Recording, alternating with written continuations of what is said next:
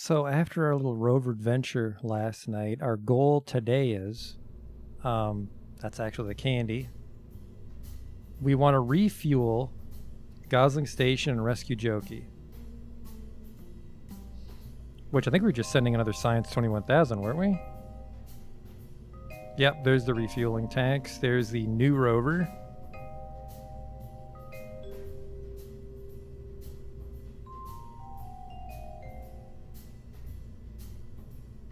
I really want to put a shroud on this, though, but I think the shroud's just too fucking big.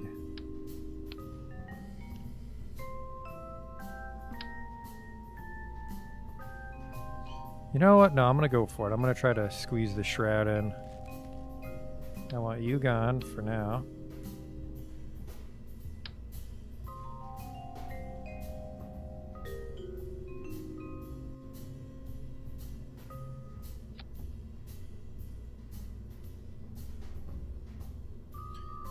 Alright, well that's a no-go. It's got to be the 1x6.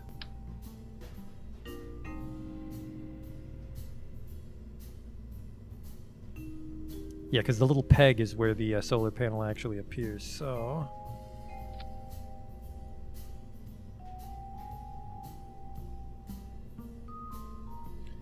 that might hit him, so what we'll actually do is we'll do it like this.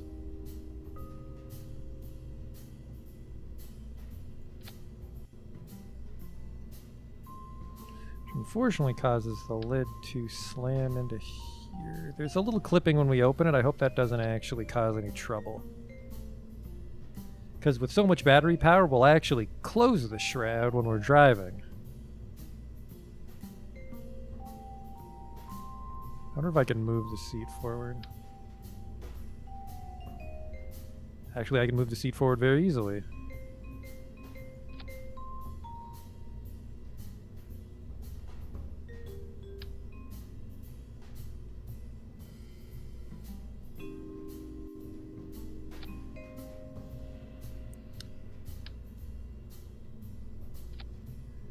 I like that sort of clipping. Does hit the scanner still, though.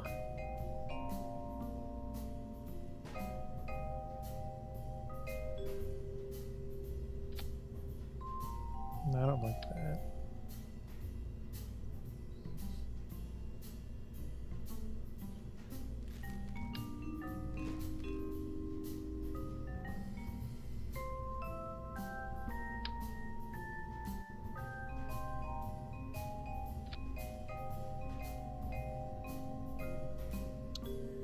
Then that makes it look like sort of an engine. And then the rover arm still needs to go on, so retract solar panel. I mean, we could put a light arm, which is a lot more manageable, but I think that, what is... Now, do I need different arms for different things? I think our rover was perfect the way it was. The problem with the rover was the fact that we lost the solar panel and the SAS on the bottom. Those are the main structural flaws, and the battery capacity. What's the difference between the light scanning arm, the medium scanning arm? Tracking speed 30. Okay. It's rated for a 3.0 kPa dynamic pressure. So it says max science fraction. So it looks like we'll get more science if we use the big arm. Hey, Justin.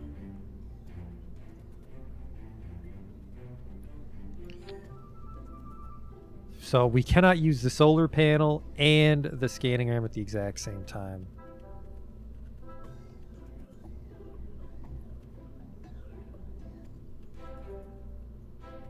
So I guess I actually want to put it here.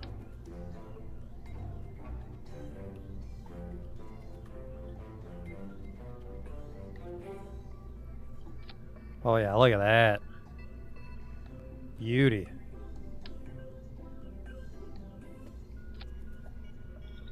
Rests right on the arm.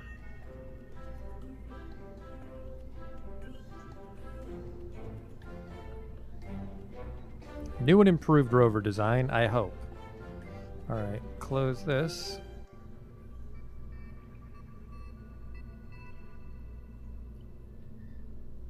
And that's not actually coming, so we can put that in the junk bin. We've got this guy. I think this ship's good to go.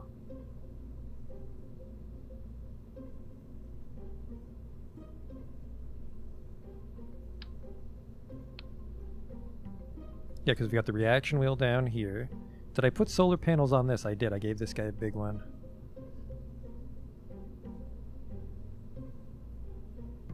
Okay, the science, 21,000 Mark II. Once we deliver the lander, well, technically, we could also send this lander to the moon or to Duna, but I think just the Minmus model, because we might be able to use this to dock with the mining station or something. I don't know. All right, save. Next stop, Minmus. I forgot to see who's flying this thing. We want Jeb. And right now it's being piloted by nobody because it's got so many probe cores. Revert flight, Vab.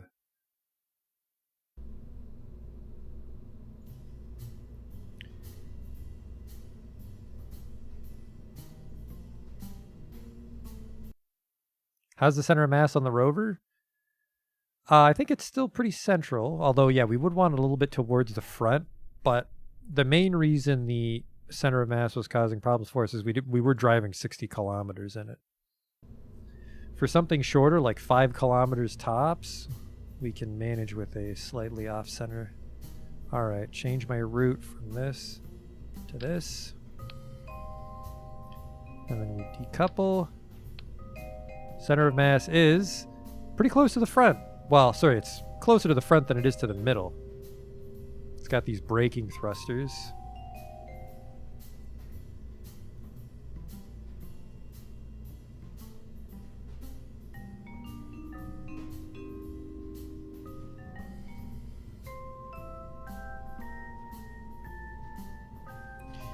I have high hopes for this guy.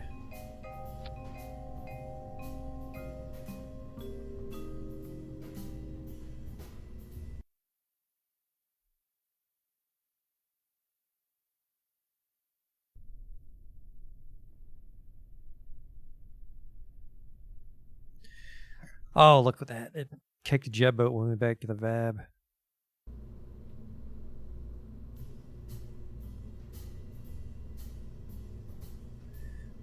This 21,001. Oh, fuck. Maybe the 21,001 was the Mark 1. Oh, well, too late. This is funnier. Space programs aren't known for their details.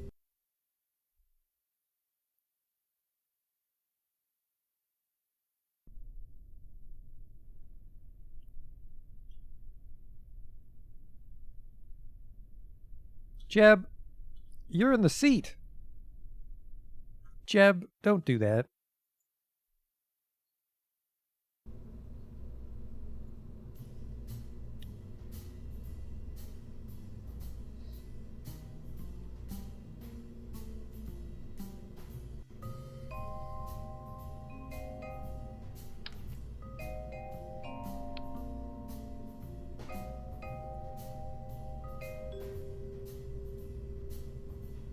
Send him up in the seat. I don't think the fairing will protect him from the ascent. I think he'll get knocked loose. I want to get up there quick. I don't want to spend too much time there down on the surface tonight in case there's another catastrophic error with my design.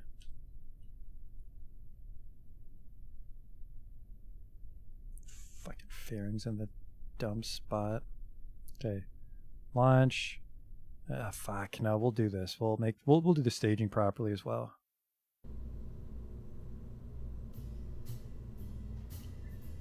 Okay.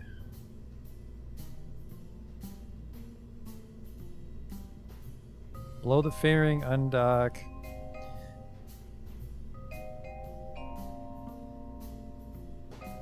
Right, you undock and then fire this.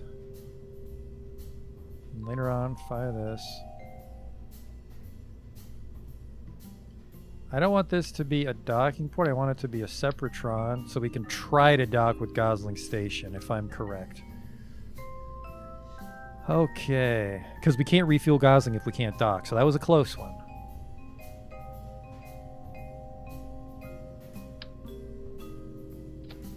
Okay, docking port and then a separatron. Stack separator, sorry.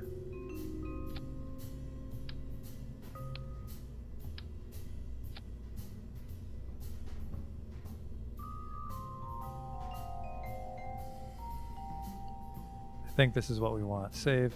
I was thinking about it. Oh, hey, managed to make it to 1 live this time. I'm thinking that we might actually leave some of our science in the mobile processing lab. I think we might just bring back the moon rock.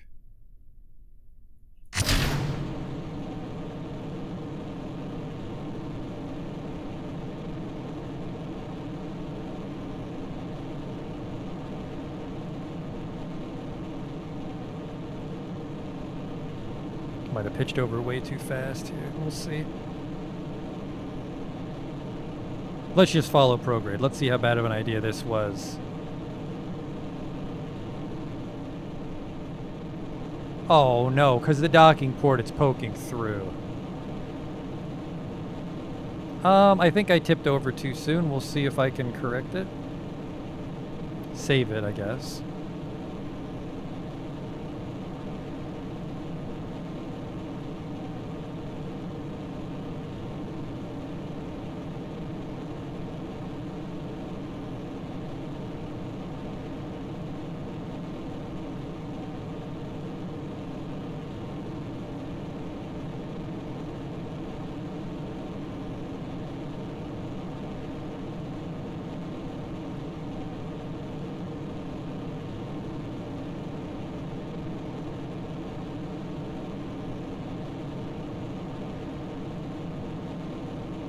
All right, let's see if the fairing's protecting my car from the heat.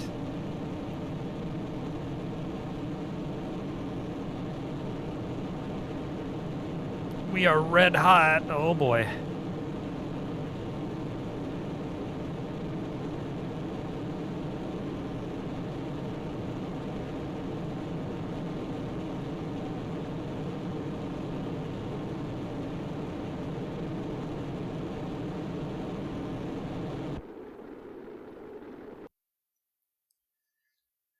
It's a pretty fat orbit so far. I'm seeing a little heat here. That's terrifying. I've never burned up that much on my ascent. So the car's propulsion didn't have a weird separation where it was just the rover.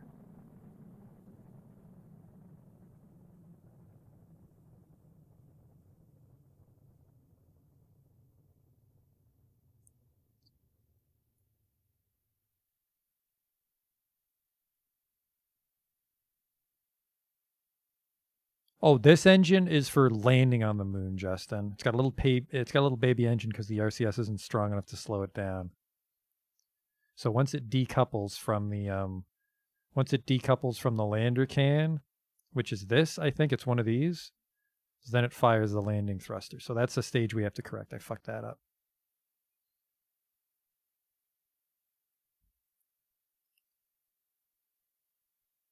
$11.49. Hopefully we have enough for the plane change.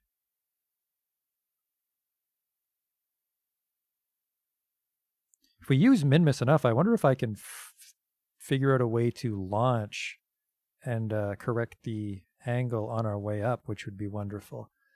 All right, we're almost in the vacuum. Then we can pop the fairing.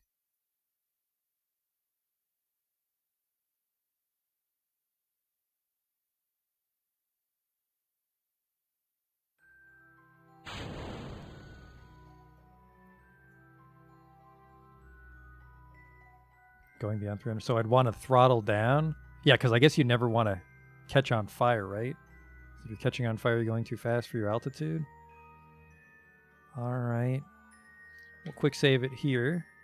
I mean, on the upside, we did burn a little more fuel than we needed, but I think we're going to be able to circularize again with our main stage, which is perfect. We want to make sure all the ships that use the nerve don't have to waste any nerve thrust circularizing because they're so shitty and weak.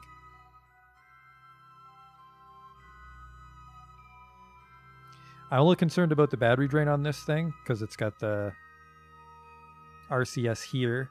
There's another RCS here. It's got a lot of batteries, I guess, which we can piggyback drain off of for now.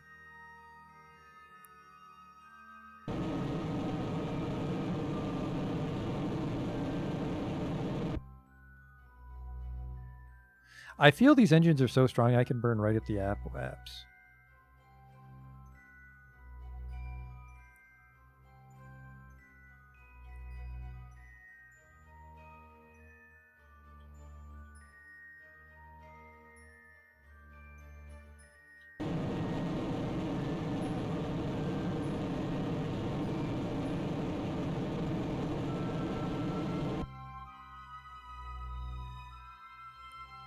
Okay, so now we've got 600 for the plane change, and a little bit to get to Minmus. There it is.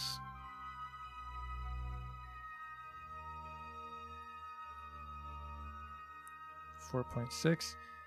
Always the fun part. I have to figure out which one you burn on which. I think it's normal on descending and anti-normal on ascending.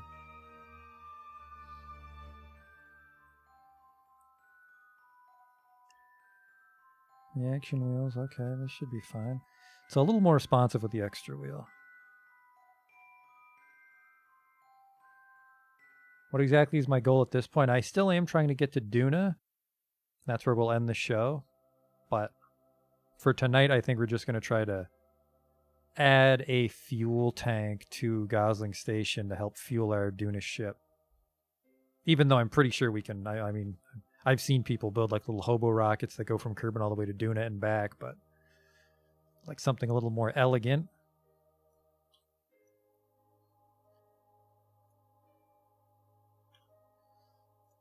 But everything takes so long right now. Probably just getting that fuel tank onto our space station is going to take the whole night.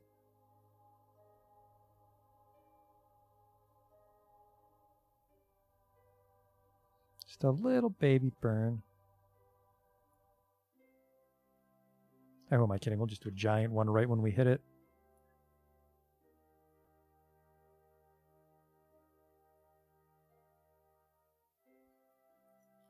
Why not leave the fairing on to avoid wobble? The solar panels are in there, so to keep the batteries running, I like to deploy my solar panels once we're in space. Even though I haven't done it right now.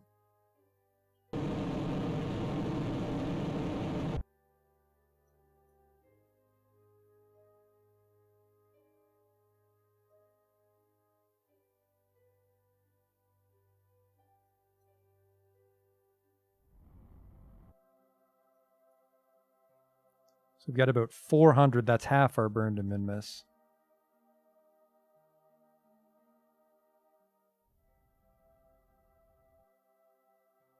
Okay, we're the right angle. Now we just got to get a good intercept.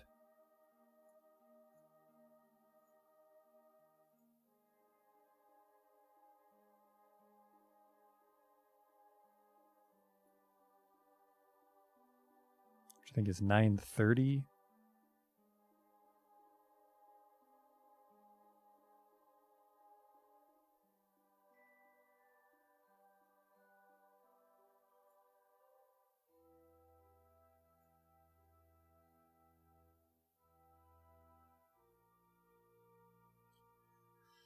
So there's an intercept, but we just have to make 37 days. I think that's the bad kind. I think that's the kind that spins us the wrong way if it takes that long to meet up, doesn't it?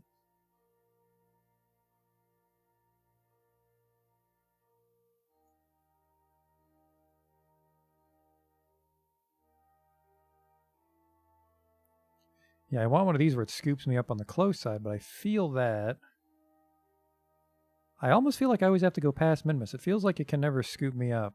Like it doesn't have enough gravity when I'm still on the inside.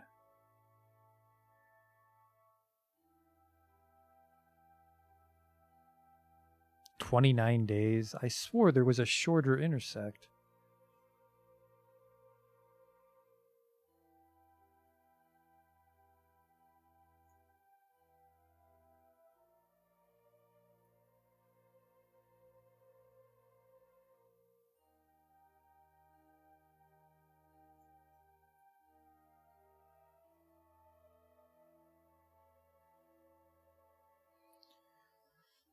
I want to hit them at a 45-degree angle ahead of their orbit, so where am I?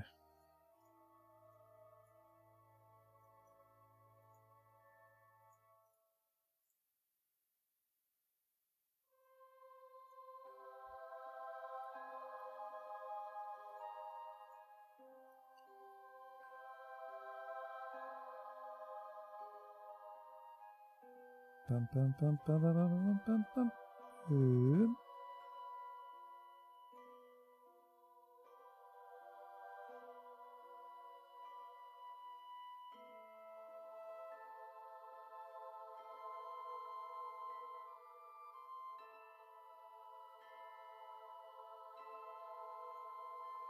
Wrong side?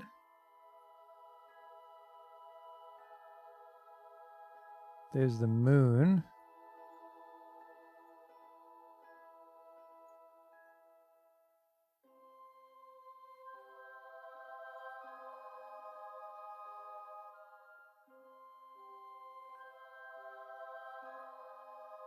Oh, the damn moon's in my way.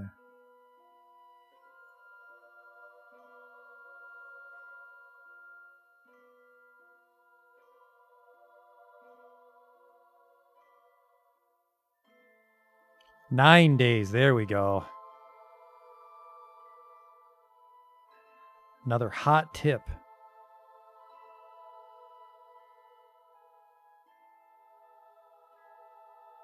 No, sorry, 9 days in my Apple apps. That's still a good one.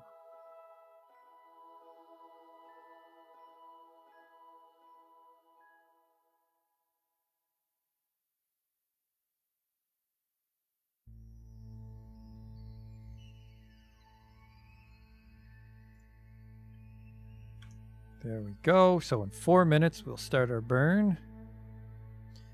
And then next stop, Gosling Station. And then we just have to pray that I'm rotating the right way. Otherwise, we'll have to waste a bunch of fuel flipping our orbit. Which, it actually won't be that much fuel in the nerve, I think. It'll just be a matter of pulling it off in time. Okay, save flight. Quick save 11 is what we'll call this one.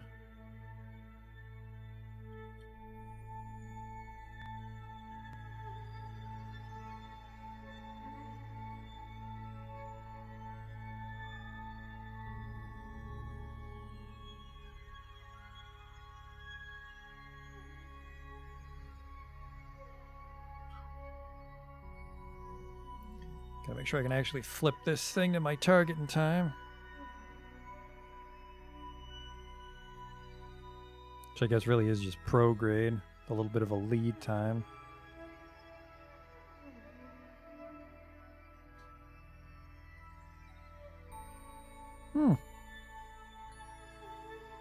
Could you also just burn towards your target when it lines up with your prograde, or would that not always send you there?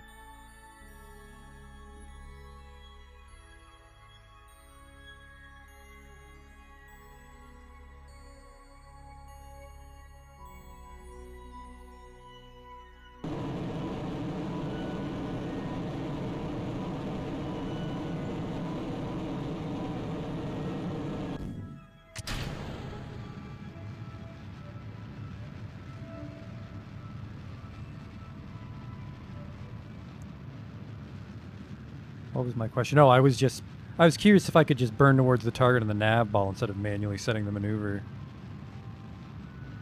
Like if your app lines up with the target, then you're correct or whatever. Your prograde, I mean, sorry. Not that it matters. I mean, you can just set the maneuver, but I remember in the olden days of Kerbal, people had it's like a way to eyeball the perfect time to launch and burn.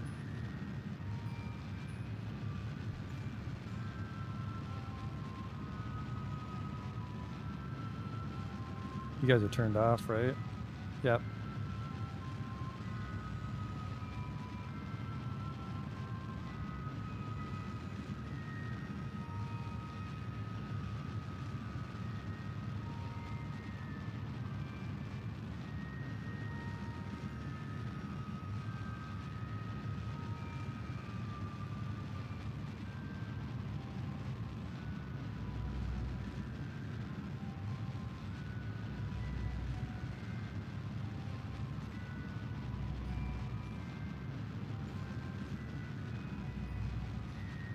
The most expensive part is almost over, and we still have 1,800. It'll be more like 1,700.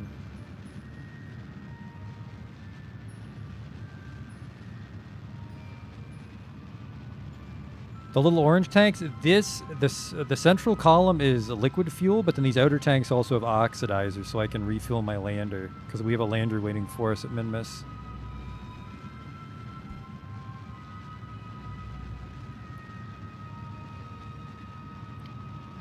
trying to figure out a solution to how to refuel the space station efficiently, and I think this ship can pull it off now that I've got the hang of the ascent with the large twin bores.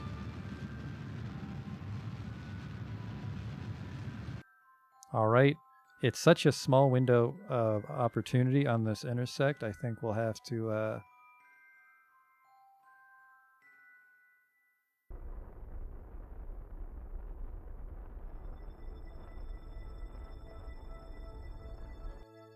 There we go.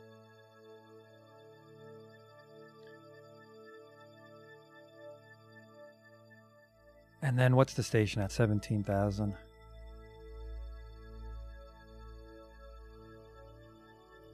So 1,600 to correct our orbit and go home and dock, but we have a lot of RCS fuel.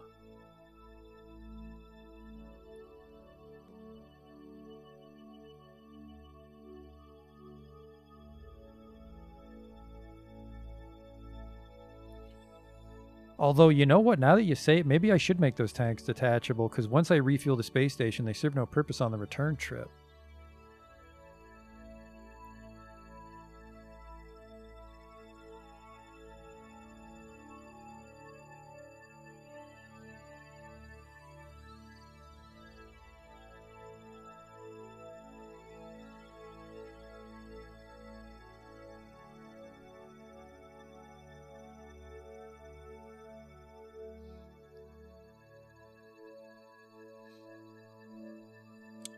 This is going to be a really bad dock, though, because we don't have a command module on the space station.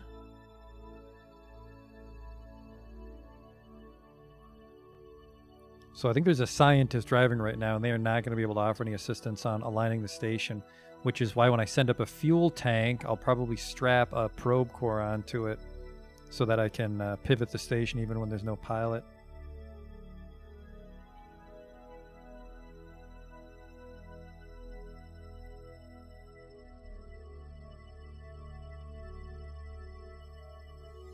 I thought asparagus staging was a lot less effective after one of the patches they did a while ago. Like, it used to be what you'd always do every single time, asparagus stage, but then I thought they made it less powerful. I think it's still worth it if you want to go through the trouble.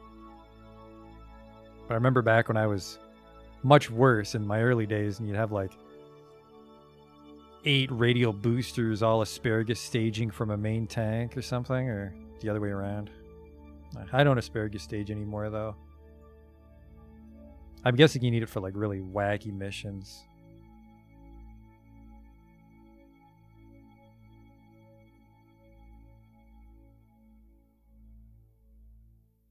Burn at what, like 15 seconds, I'll say? Because it might be a long burn. There's the station. Just pray we're going the right way.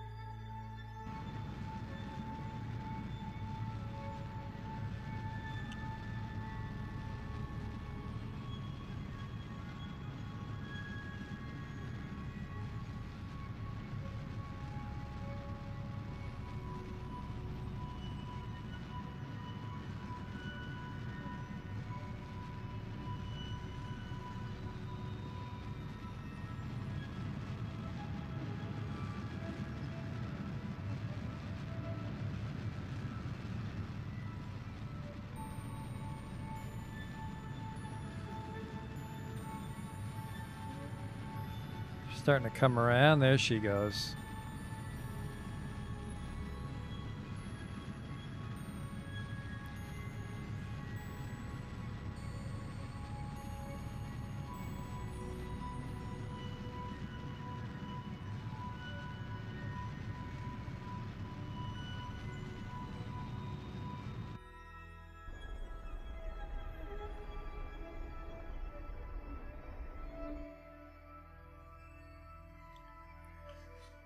Okay, 1,300 to meet up with the station.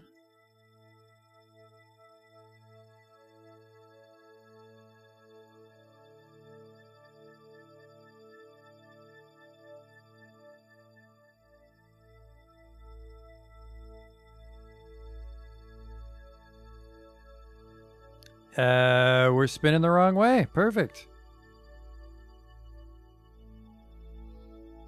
But because it's Minmus, we just completely kill our velocity once we're circularized, right?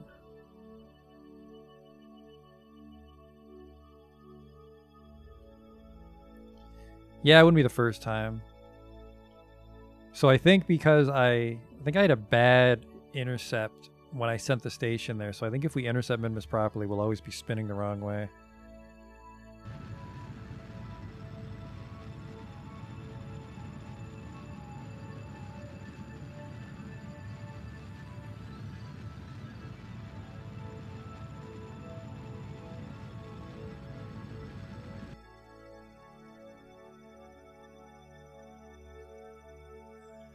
Okay, so I think so. Is it?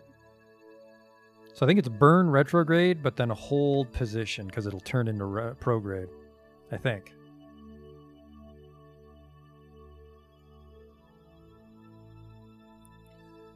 Let's see. Let's see if I'm right.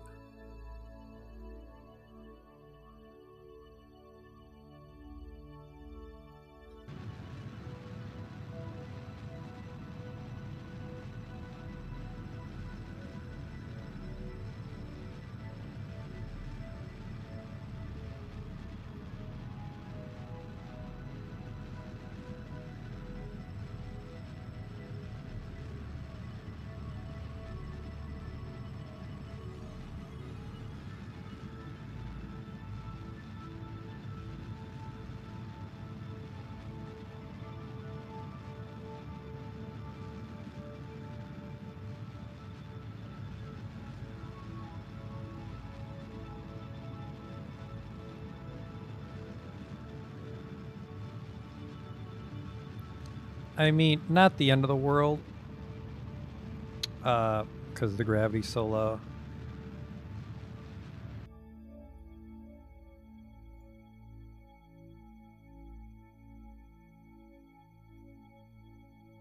Oh, nope, still going the wrong way.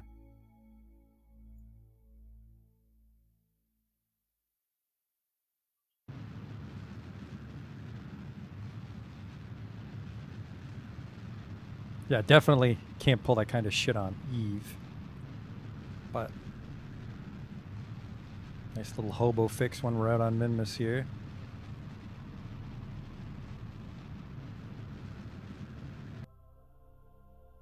I mean, we still have 1,000. We still have 1,000 to meet up with Sting and go home. Because if I'm correct, these are locked, so it shouldn't be calculated towards our total delta. If it is, though, we might not have enough fuel after that burn. We're going to find out. You are my target, though.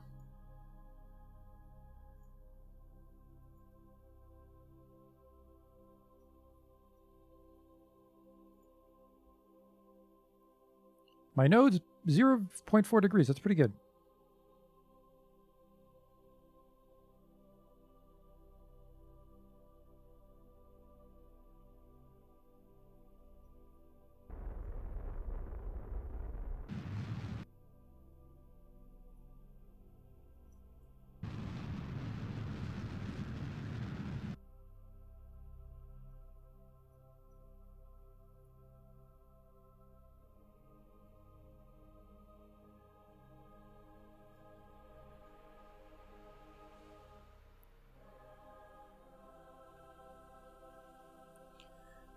Wouldn't be the first time. Wouldn't be the first time I had to do a U-turn on Minmus. Probably responsible for an oil crisis back home when I have to do shit like that to rescue a mission. Rather than go back in my time machine, which I also do a lot of.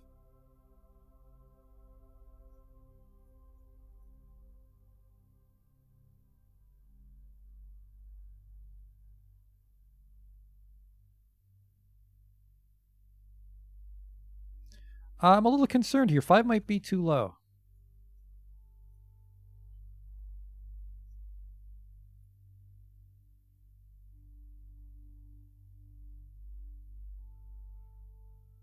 What do you get pulled in on Minmus? 4, I think?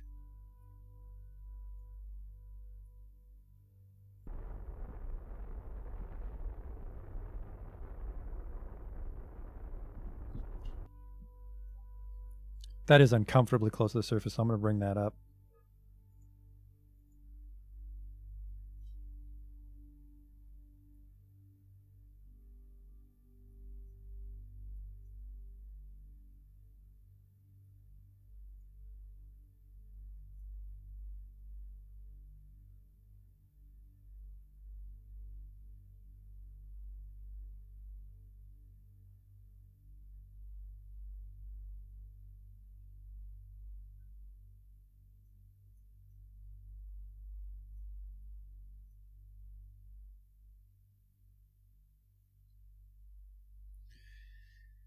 I'm going to have to burn radial or something. It's a weird disconnect we have here. Okay. So, oh, never mind, because this is 16. We want to be even lower. Jesus.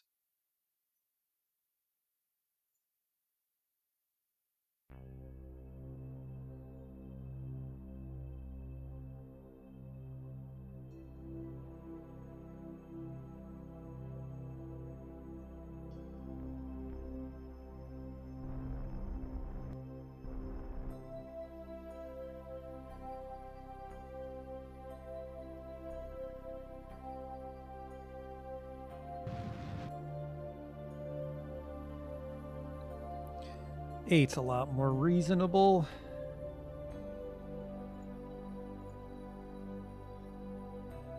The one problem is it's still low that I think we can't do a higher time warp. And then we just kind of spin around until we catch up with it. Actually, I'm ahead of it, so I want a taller orbit if we're going to be fancy. Yeah, thinking the same thing. I just want to make sure this part's in good shape, because this is probably where the rendezvous is going to happen.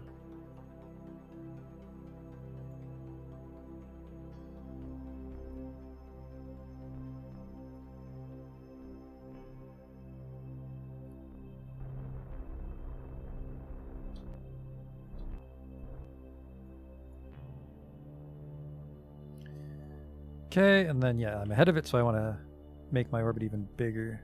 Slow me down.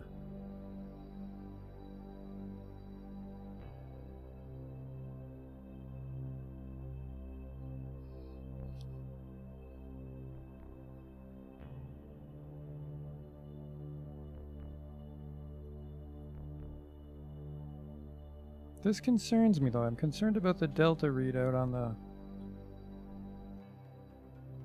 Yeah, he's still got his own little thing of fuel up there.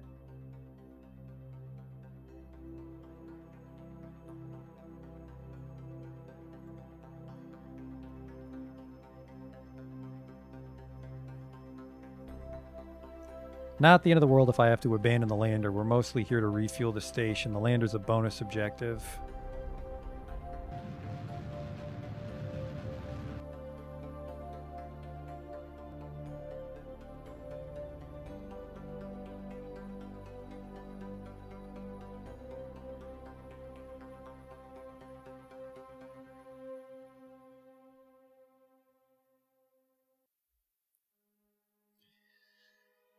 Still not lined up perfectly, so when I do have an intercept, we'll be quite a ways apart.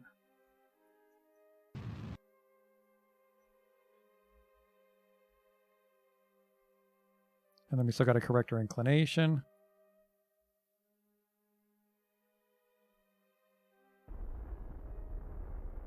That's enough of that.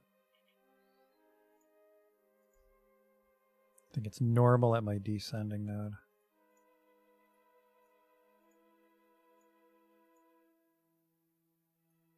Where am I refueling from? Yes, we disconnect the rover and then we dock with Gosling. So technically we can dump the lander anywhere, but no, sorry. The rover does need to land at Gumdrop Station, which is around here. Because otherwise it'll take forever for Jokey to go grab it.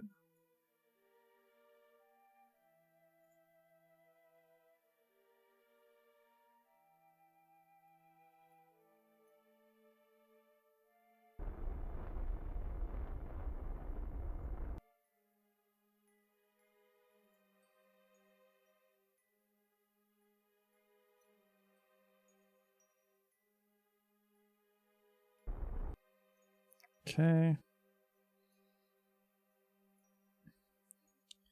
And then at my periaps here, I want to try to radial a bit to walk it over.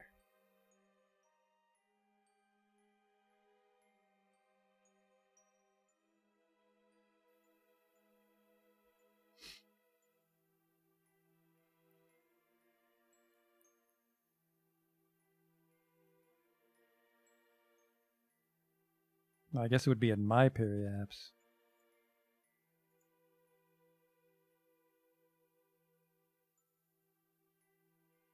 Let's not worry about that until we shrink it. We want to be just kind of near this thing, and then we'll shrink the orbit down.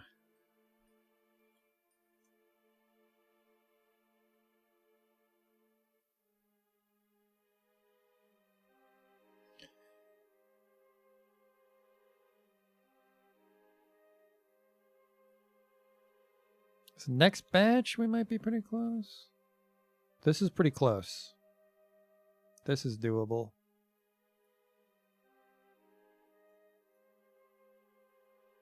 Oh wow, that's extra doable. So at our periaps, we'll kill our orbit, so our speed slows down.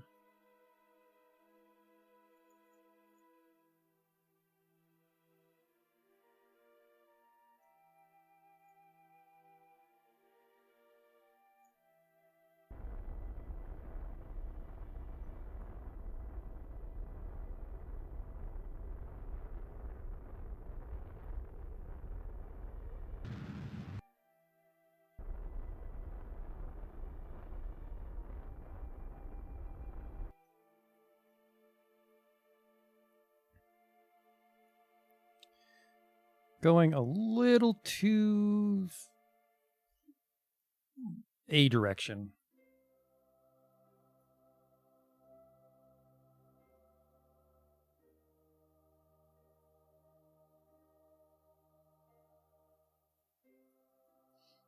We're pretty far away, but I might be able to just kill it right here and save it.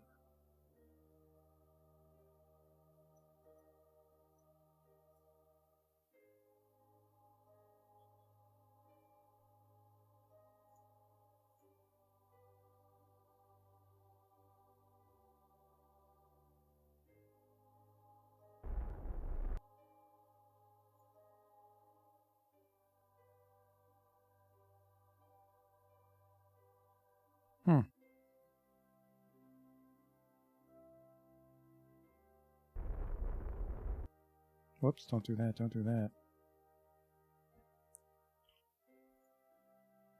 Looks like I want to kill target velocity near here.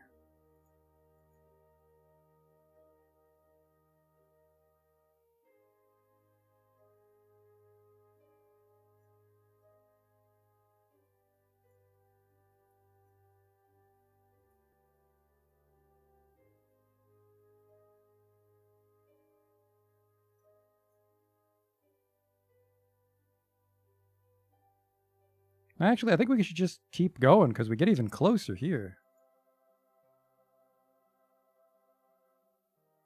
3.5 kilometers, and then we drift apart again on this one.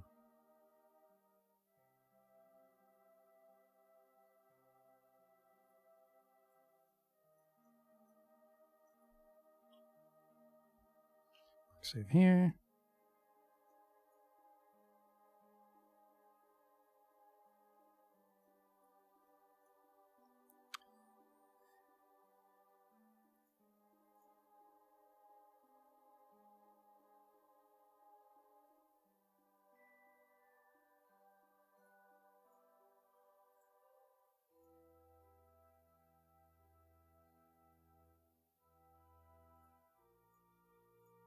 Just eyeball it. Normally I try to get like way closer than 3.5 kilometers before we start doing the fine tuning, but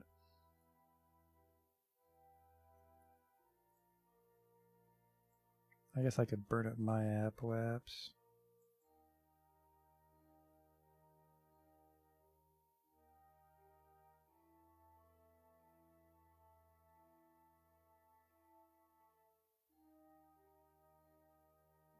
Yeah, I'm not really going to get a good one.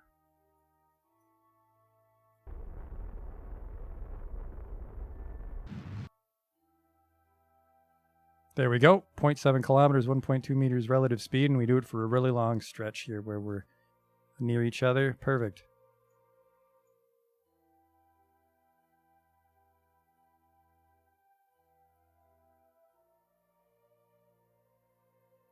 Descending node still 0.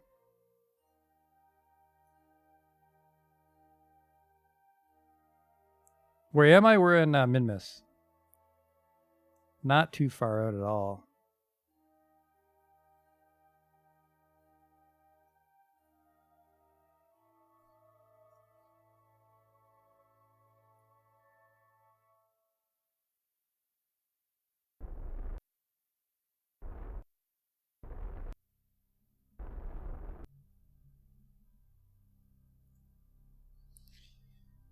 I'd have to switch to maneuvering thrusters here.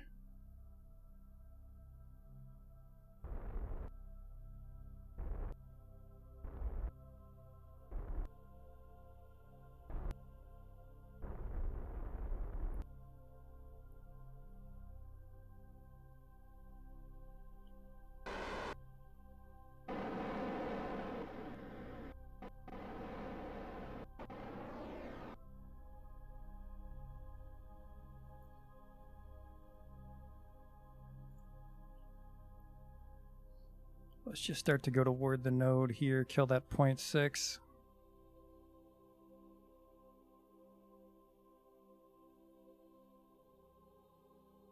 I guess I could just kill the total velocity though. Because if it's only the one intersect, that means it should almost be completely synchronized, right?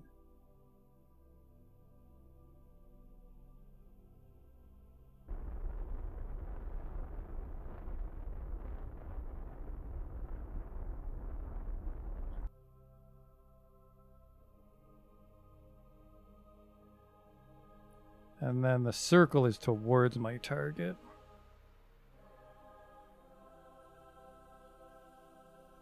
Where are you? There you are.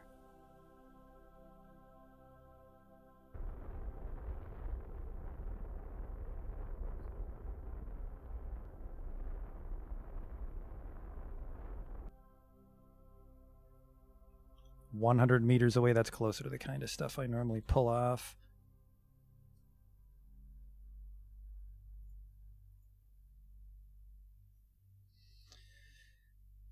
Docking in the dark is not fun, though.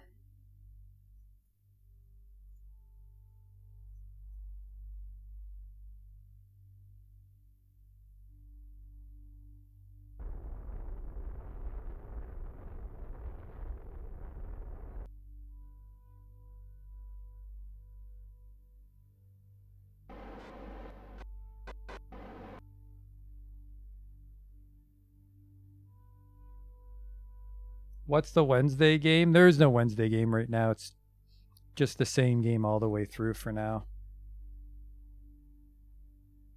Since I pretty much stream every day now because of lockdown.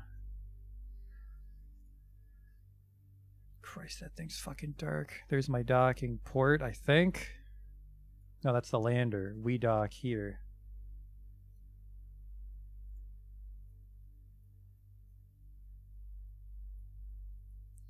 Alright, so just in case I fuck this up, so save game. This is Minmus Orbit 2. Because it's time to separate the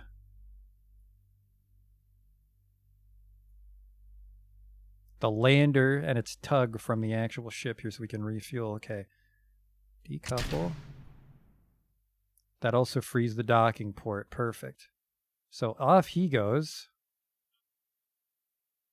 This thing has its own probe core, so it can safely land down on the surface.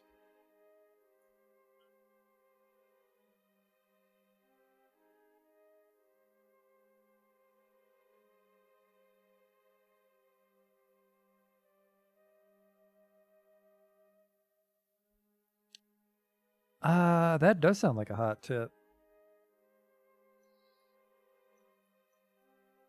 So I control you from here.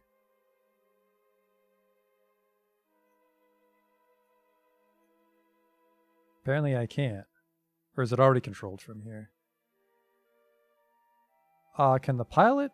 Do you need a pilot to change control from here? Uh-oh.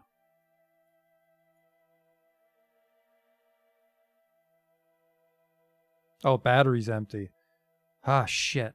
Still?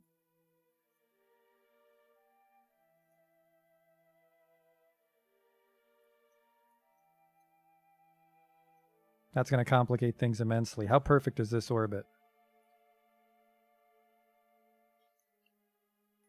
Because we have to wait until the station has power. We are pretty much perpetually in orbit with this thing, so we'll wait for the power to turn on.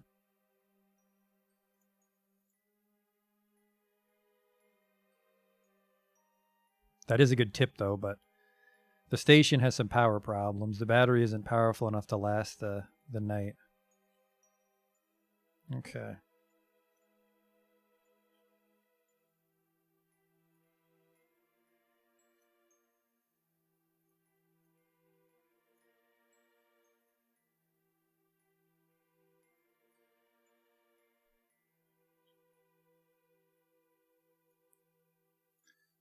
It's because nobody's actually in the control module. I think the people are just living in the science station, right?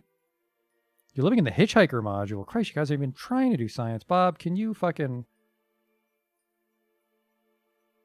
Sorry, I keep forgetting that you can transfer crew from here.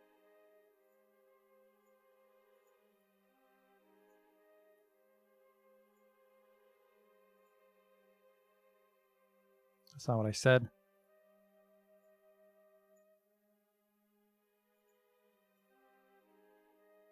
All right, now we've got control-ish.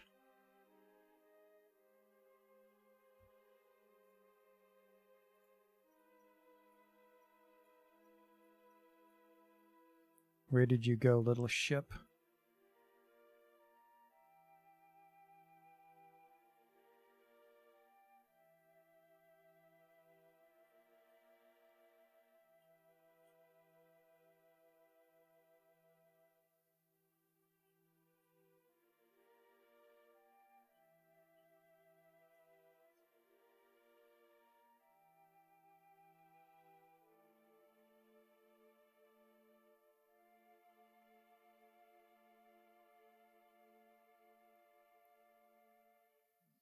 Yeah, this is going to be a very risky dock because it's got no SAS.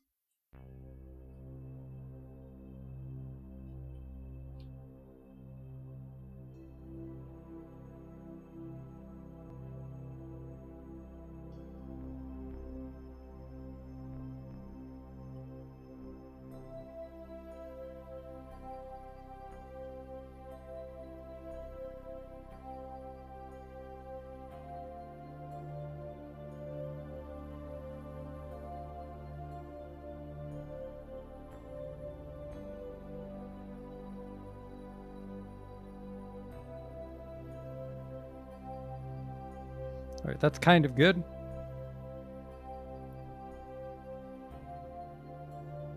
Except I kind of want to be pointed towards it.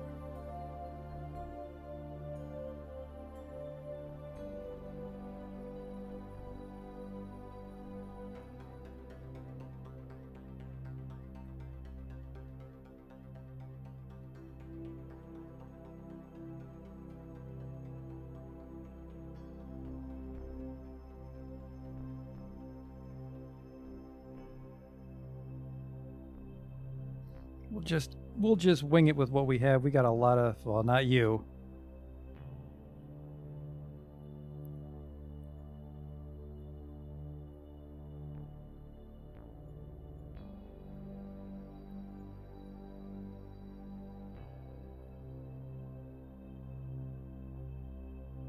We stand a chance. I think we can use docking mode actually for the lateral movement. Once we're nice and close, let's put those thrusters on.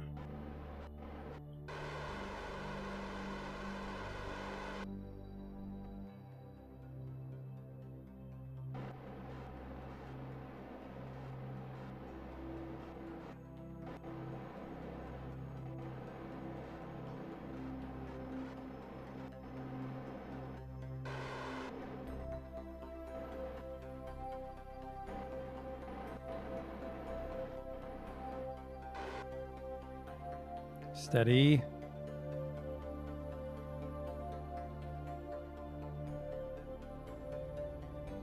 Oh, right, fine control. We learned that from our rover adventure.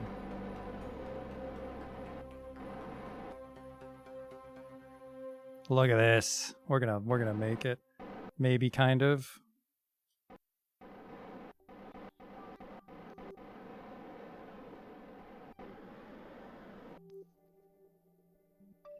Look at that grip. We're in. And with the lander attached to it, Jebediah can keep her steady while we do the fuel transfer.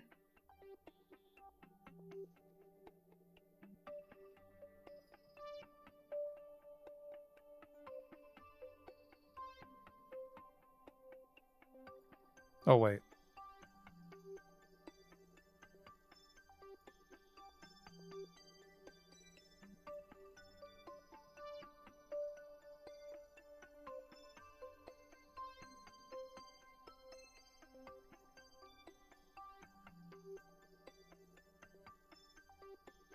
So I want priority this.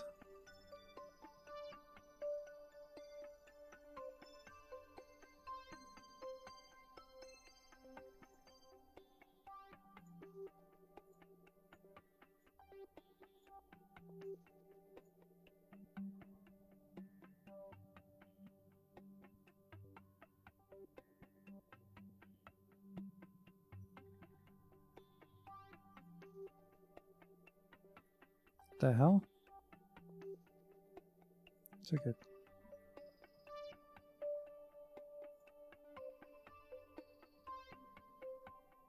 Oh no, it's going between each other. This happened the last time.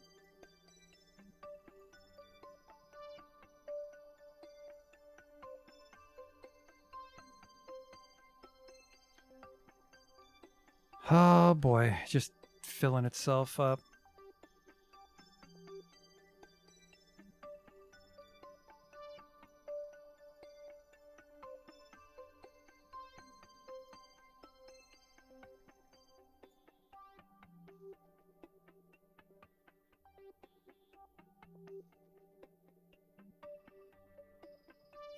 Maybe just the one tank, yeah.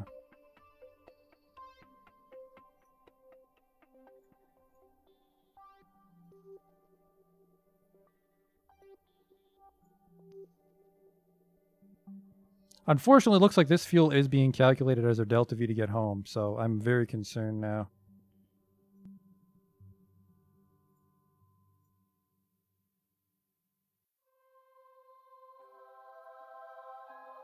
This thing only has 300 delta V to get home.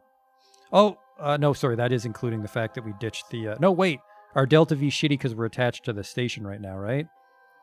We'll do something very quick. We're just going to decouple for a moment just to see what happens to our delta V there.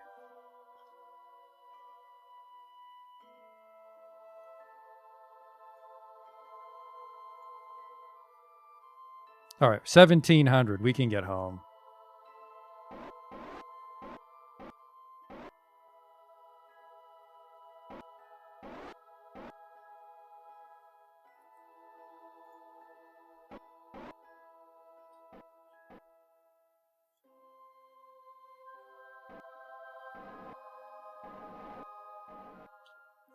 Why even waste fuel trying to reconnect at that? It worked, though. We were able to refuel the station. We don't need to bring another lander, so this thing's going to be extra light next time. So I'm going to send down Jebediah so he can drive the thing. And we don't need a dock. Once we get back up here, we can just... No, never mind. Fuck, we do want to dock the lander every single time, don't we? So make sure this monopropellant's topped up. It's not.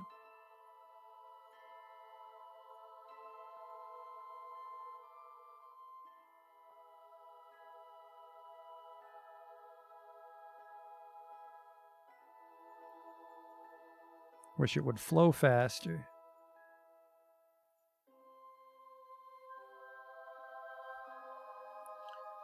Okay.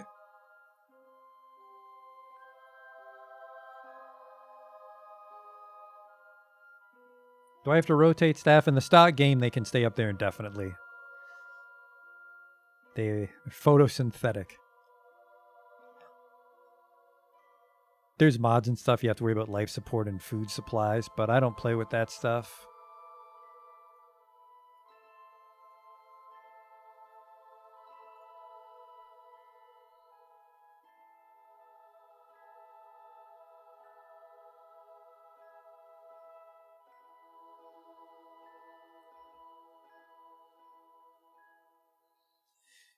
See, that's what I thought too about the green arrow, but it behaves weird. It's like these are flagged as the green arrow, and they were actually being used in the delta V calculation stuff.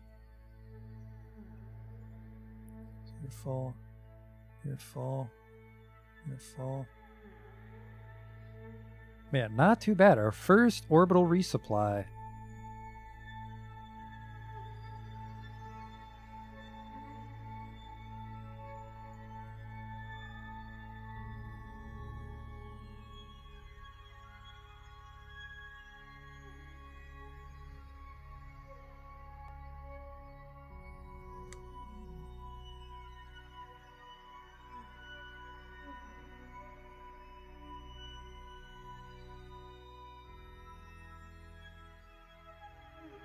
Oh, fuck.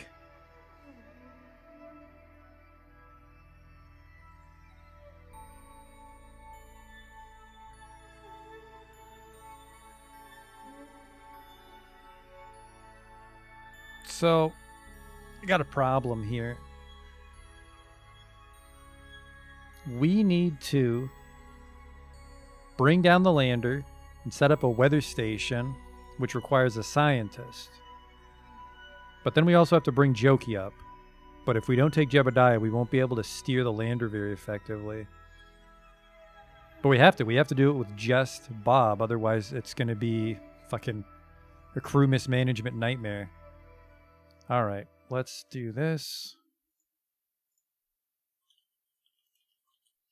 Orbit 3, it's all in capitals because we were doing fine controls. Just sounds like the man on the radio is very angry. So, Orbit 3! Alright, so Jebediah is staying up here. Because the weather control station's not going to get anything done if we deploy it with a pilot. And he's currently driving the thing. Crew report. What's this? Process this data in the lab equals 125 science. Hell yes.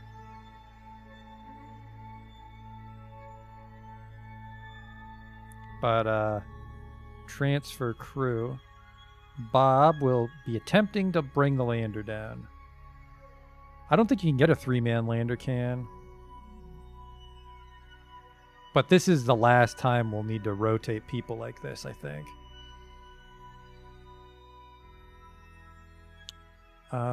So this is fine. This is Jebediah. Well, Jebediah is flying it for now from the lander can. He has full control here. Okay.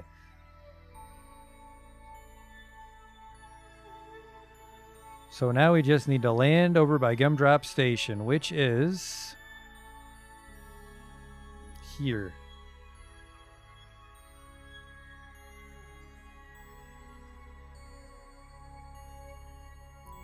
The Science 21,000 maiden flight. Set as target. No, my ascending node is not off on a fucking flag. Don't be silly. I don't want to do this in the dark, though. Actually, what is the rotational period? How long is a day on Minmus?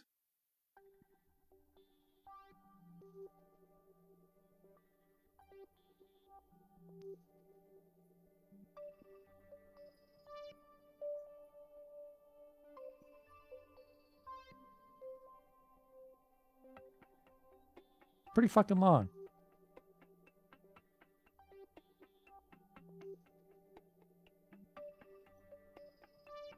Alright, so now we have to bring the lander down and the rover down at roughly the same time. So they, well, not roughly the same time, but we just have to make sure they land there. I think Minmus spins so slowly we don't have to worry about anything wacky like we do on Kerbal. Okay.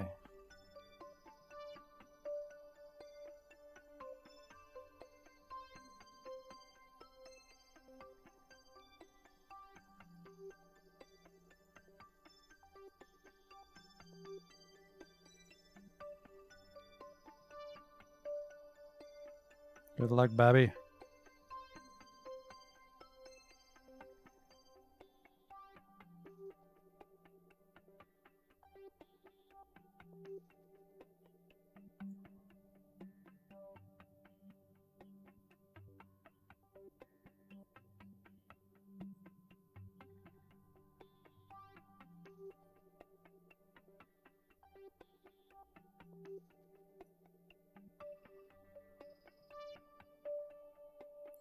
Definitely need a pilot permanently staffed on this station. God, I miss SAS.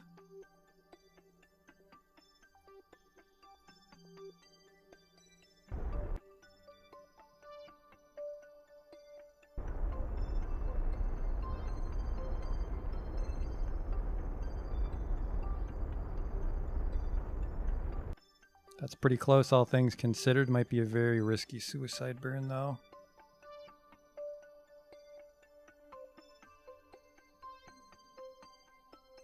Yeah, I could put a probe core on it, but that means we have to fly up a new lander. We've already had to retrofit our rover for the exact same reason. That's why we brought this new rover up. Needs a stronger probe core on the landing tug.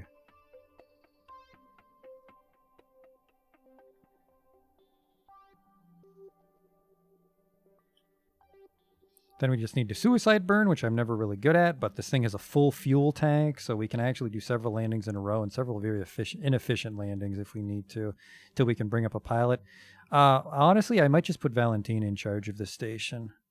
She is our best pilot. After Jeb. Jeb will probably he'll probably stay in the main crew so we can get to Duna. Because once we have to do like a 5-minute burn to reach Duna, it'll be great if Jeb's high enough level to lock onto the maneuver the whole time so we can physics warp it.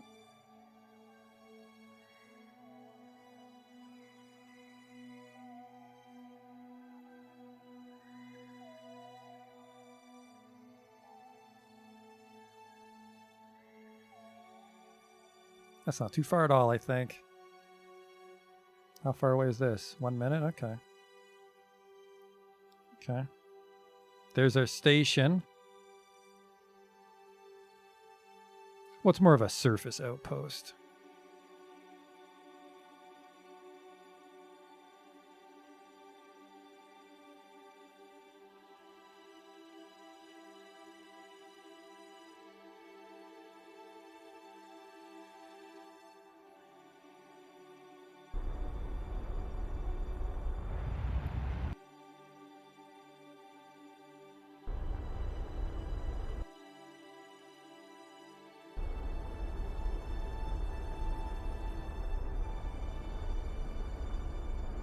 I'm having a hell of a time keeping this thing steady. Wow.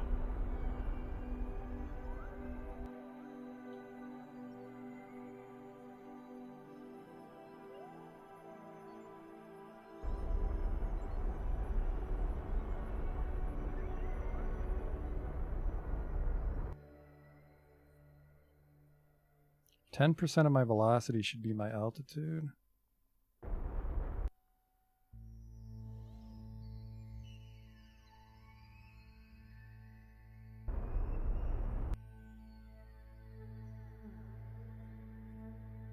So I want my surface speed to be like 12 meters.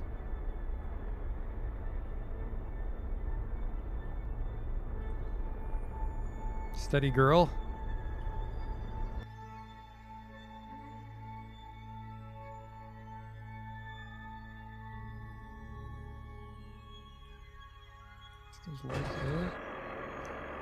That's pretty close. Only 2 kilometers out. Jokey can come visit him on the old rover.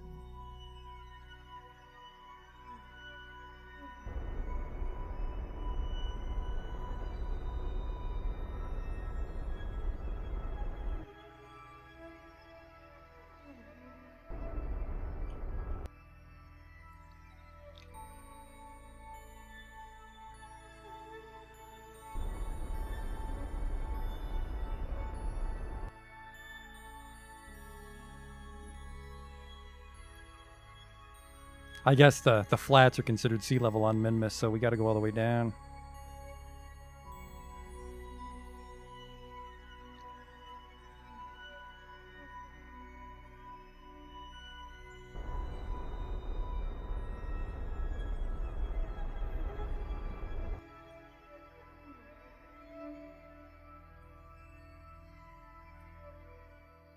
I'm very concerned about this being perfectly centered when we land. I hope we're wide enough that we don't tip over.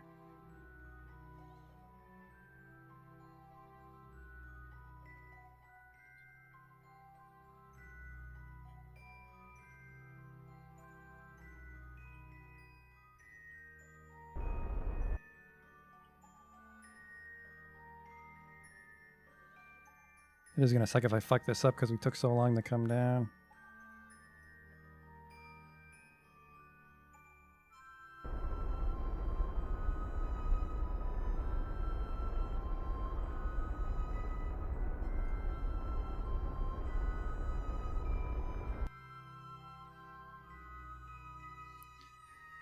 Get a bit of sideways to us, huh?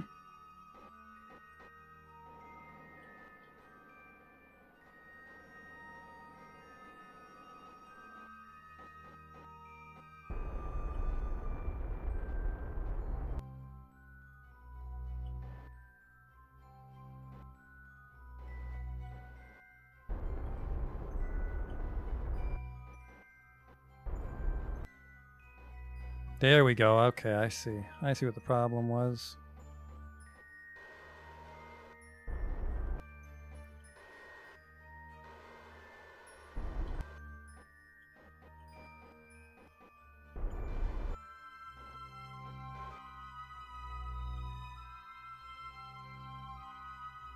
Right, RCS off. We did it. 3 kilometers. Jokey can come visit.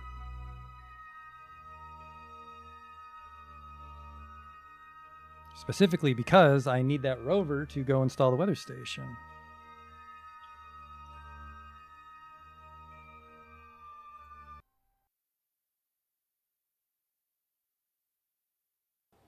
I hope Jokey's thing is actually in control. Or has network communication so we can talk to it.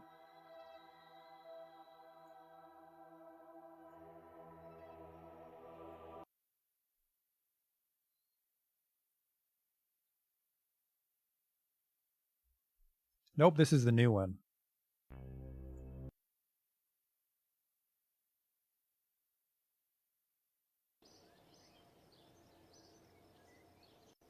I am Thaco, I am one step closer. Because we can... Science 21,000. Which one's the actual rover, though? Not that one. That's the landing site, so it's this one.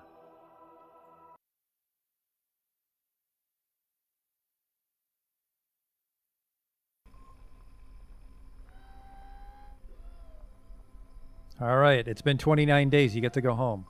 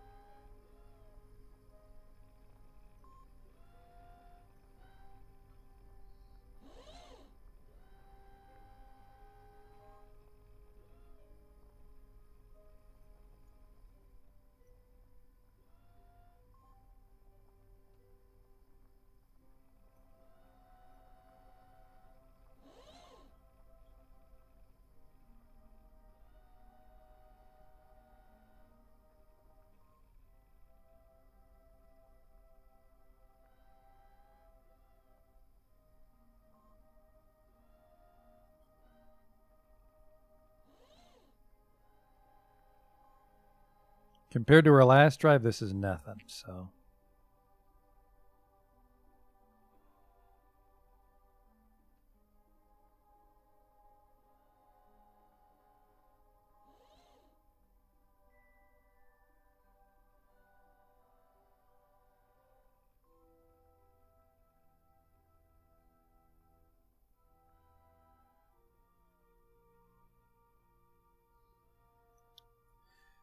There's some stuff to scan. There's definitely some things we can use the rover arm on near the landing site, which is nice.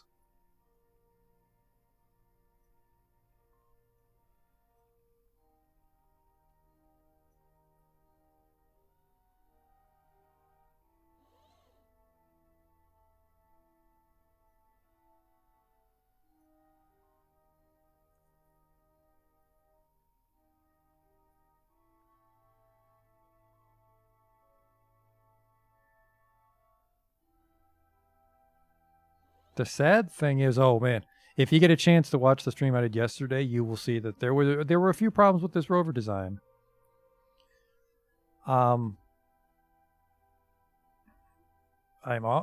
wonder if it's actually quicker to just have this. No, never mind. I think if I jetpack the whole 3 kilometers, he wouldn't have enough to fly back. So we'll have Bob try this out, and he'll go carry the weather station over there and install it, and then we'll abandon this rover. We'll decommission it remotely. Then we'll land the new rover. What planet am I on? This is just Minmus.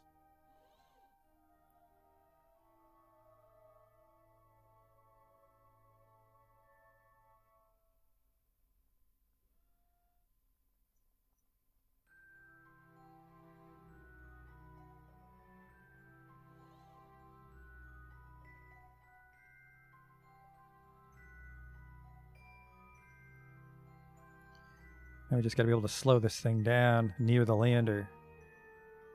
Am I excited for KSP2? Well, I mean, I really only play Kerbal Space Program every couple of years, so I'll play it one day, not the day it launches, so I'm not too pumped.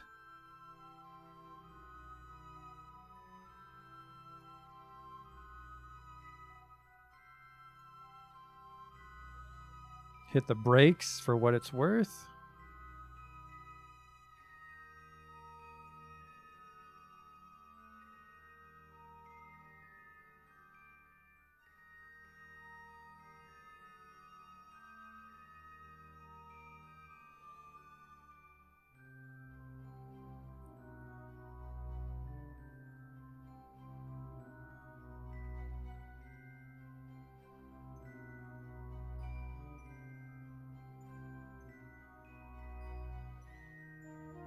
All right, you're going home, homie.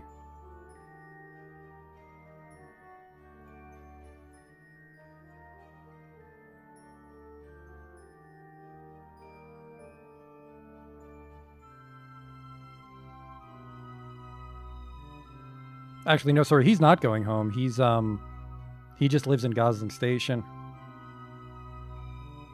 We can transmit his report and he can get some levels just from the processing lab.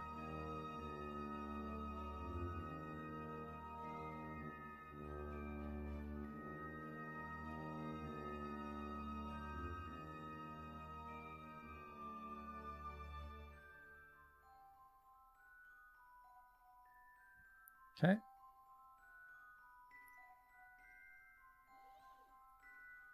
That's weird.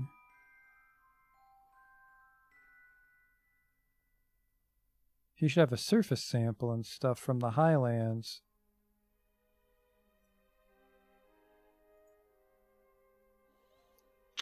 Huh.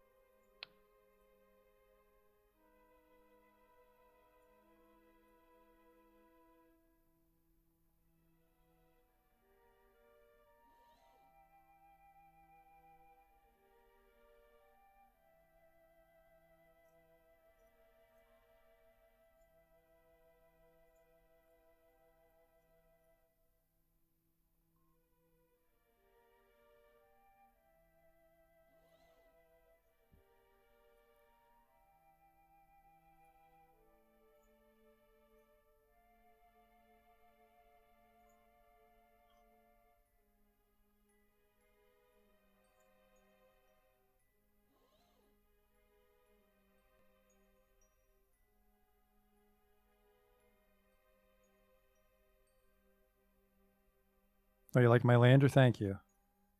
This is not actually what we used to get back home. We just use this to dock with a space station up in orbit, and there's another ship there that we used to get home. Did I disable? I did disable. So here's the crazy thing: is sticky keys is off. It's a hot key that asks you if you want sticky keys. That's what causes the problem.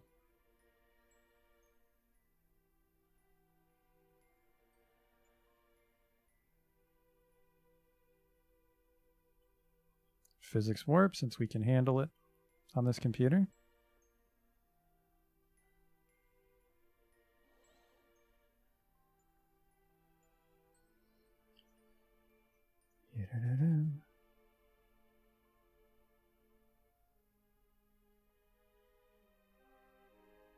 Oh, I think it's all this stuff. Yep, it's all this stuff. So we have to recover all this and drag it into the pod.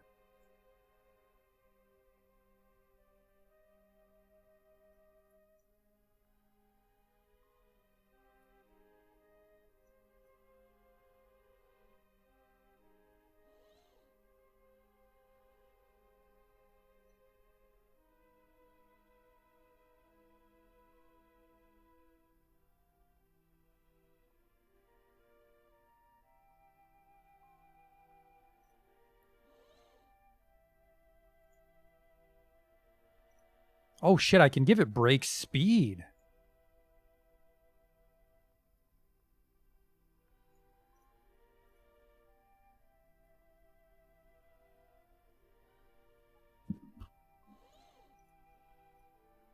Guessing I want better traction here on the surface, right?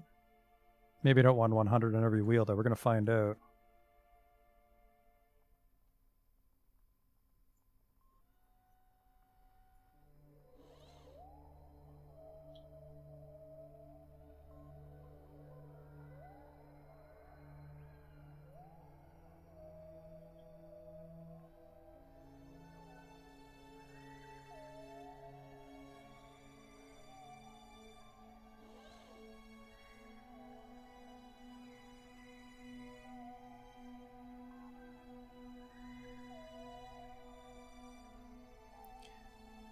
No, the guy driving the rover last night was jokey, but we've already rescued him, Justin. He's back in the lander. Bob's coming to install a weather control station here. Well, sorry, not a weather control station. I fucking wish.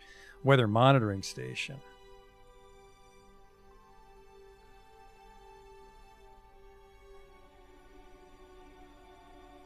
Let's see how much quicker we stop with the mega brakes here. We might flip over and explode, which would suck.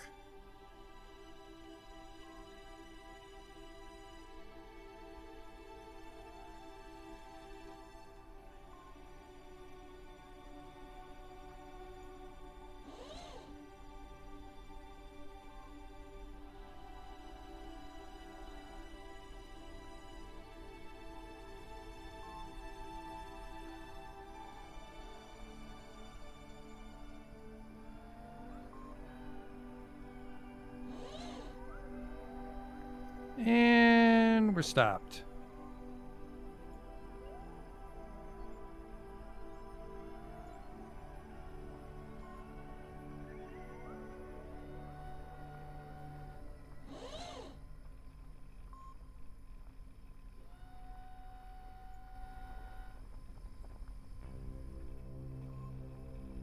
All right, let's install that weather station.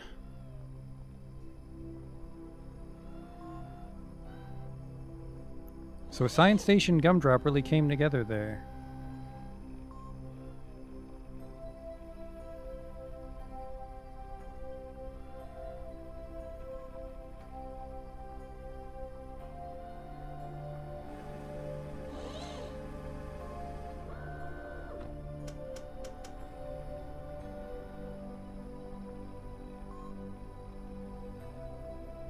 Total power available 4, total power needed 3. You should update and require power in a moment. Required 1 produces 0, which is fine. Requires 1. Do you require? Requires 1. Requires 1. So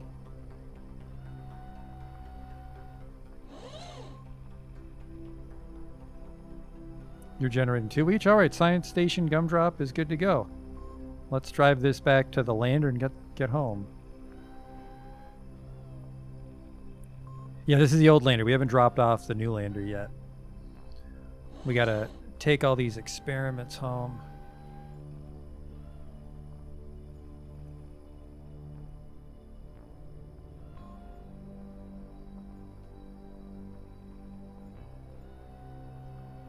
Okay, surface sample, which I already have. EVA report, which... Alright, let's go home. Well, I mean, you live on the space station now. That's your new home.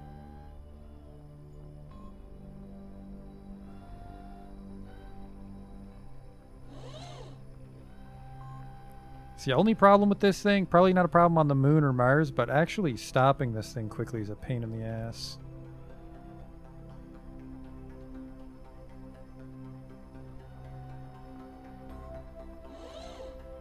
Goodbye, Gumdrop. We'll be back in a moment when we bring down the new lander. Sorry, the new rover. Keep getting the terminology wrong.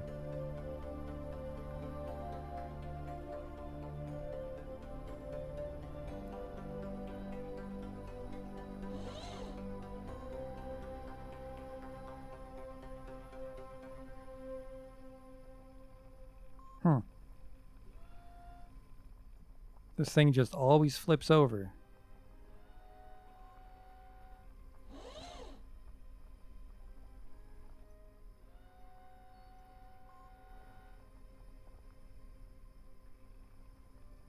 I still got a bit of a flip.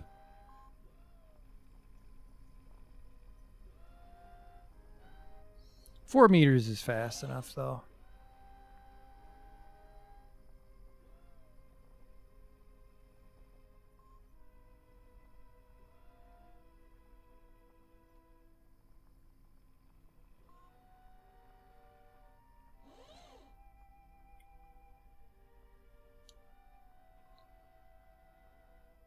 So what we're actually going to do is we're going to try to bring down the new rover before these guys go up, because we can use the scanning arm to grab like a surface sample and fly that out.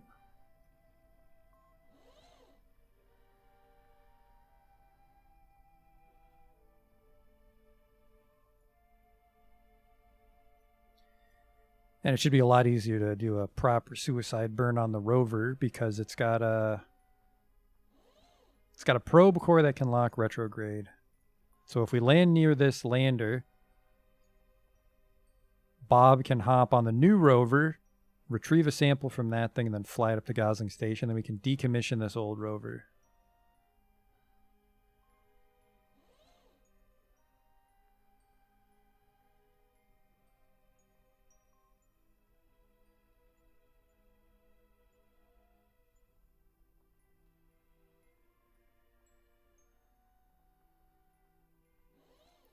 Definitely went more smoothly than last night's rover adventure.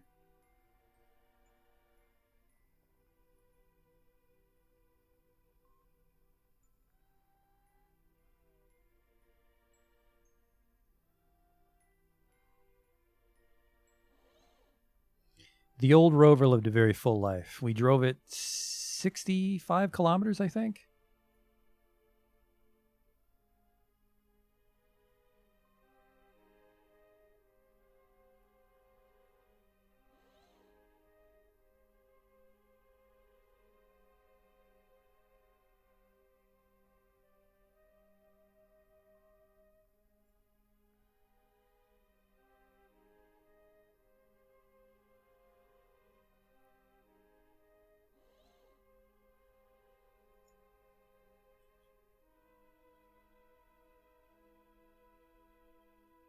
Oh, now you fucking brake in a reasonable amount of time. So it takes about, I'd say, 200 meters to come to a full stop.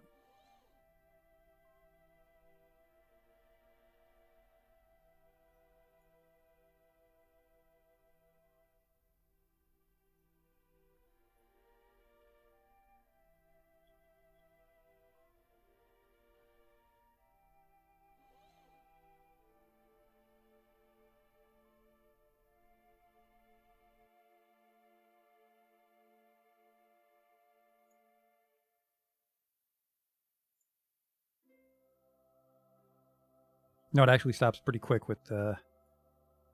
What would that be? Traction control and brakes helps it stop fast? And then I guess the gravity's so low we don't flip forward, maybe?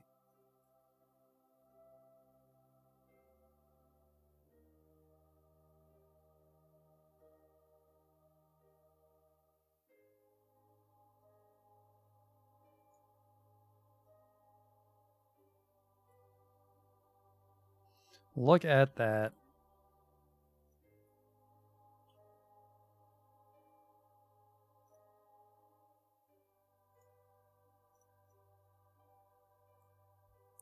Little rock here. Let's grab an extra sample. Although I think that's actually what Jokey brought with him was this moon rock. We're getting better though. We're getting better at the precision side of things.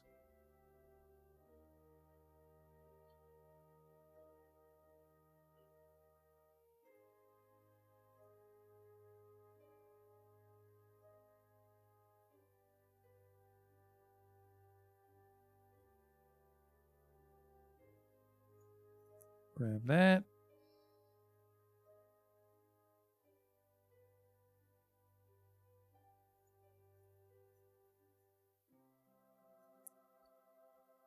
Not actually worth anything, but if we're lucky, the lab might be able to make some sense of it. All right, now you guys just sit tight here while we bring down the new rover. Before we bring down the new rover, though, I'm going to grab a drink quick.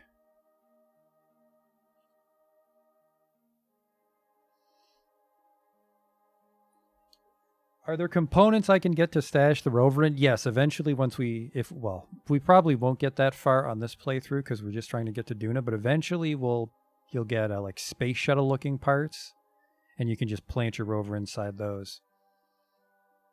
So you guys hang tight.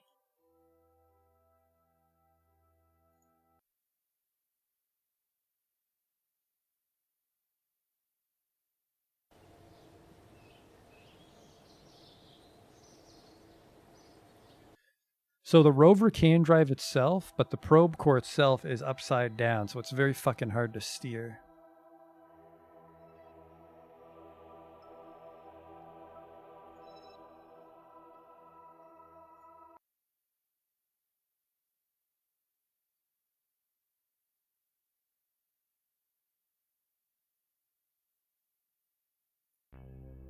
Oh fuck, this is perfect.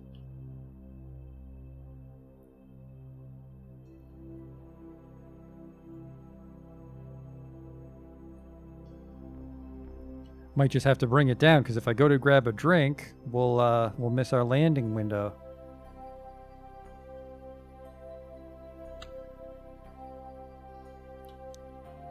It's not drawing fuel. Why is it not drawing fuel? Activate engine. Thank God.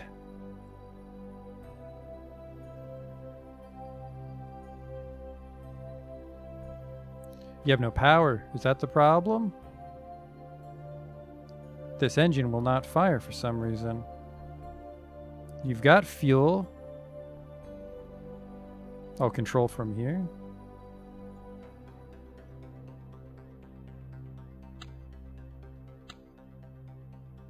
I have no throttle control.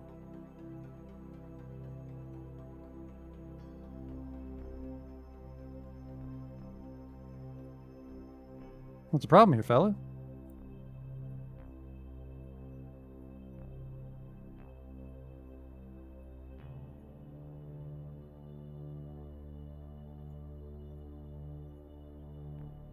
I have no torque either. This thing's dead in the water. It's got a full battery.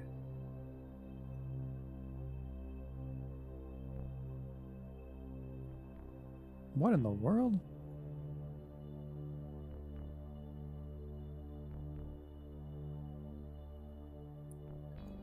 Oh no.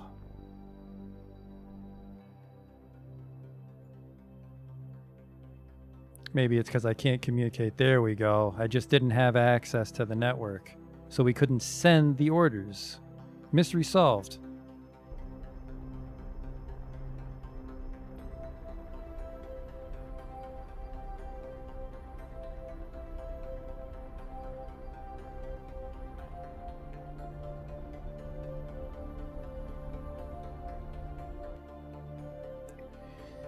If I'm unlucky, we might actually hit the ship, which would actually not be too terrible. How far away is this? 5 minutes, 4 seconds. This is more than enough time to grab my drink. I'll be back, and hopefully we won't be dead.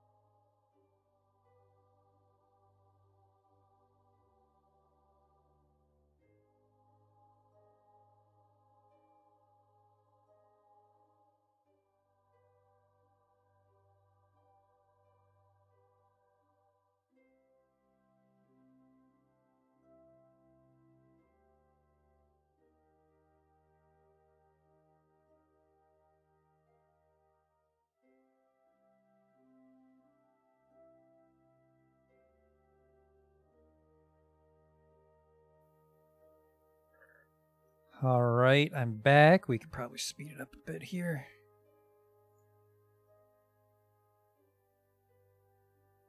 Because if we burn too early, that'll bring us closer to the science base. We want to land nice and close to the lander.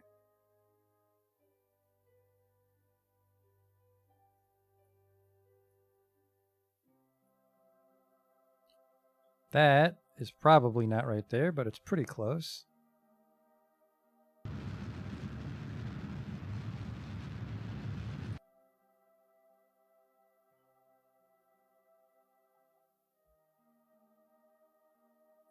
Now we just wait to see what happens. We're unfortunately falling 2 meters per second.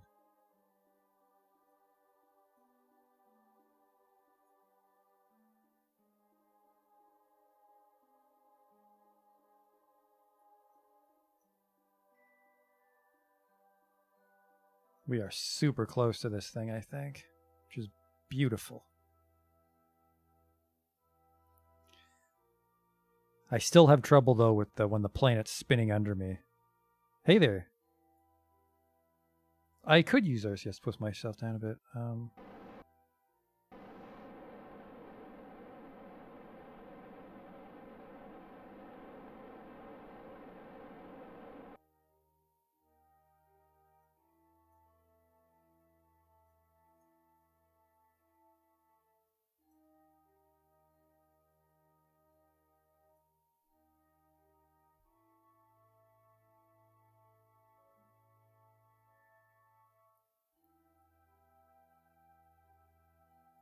Can I physics warp?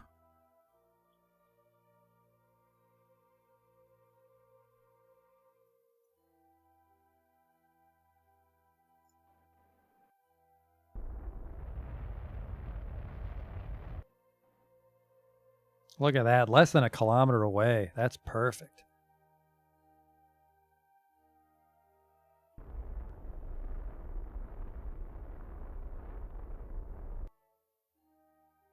The legs out.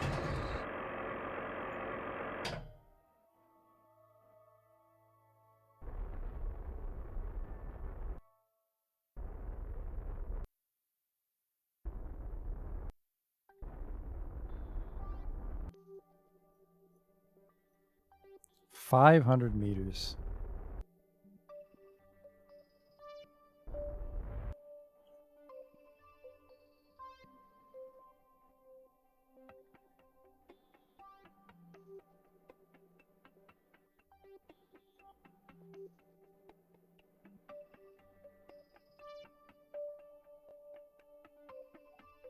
Okay. Now we just gotta disconnect this thing from the tug.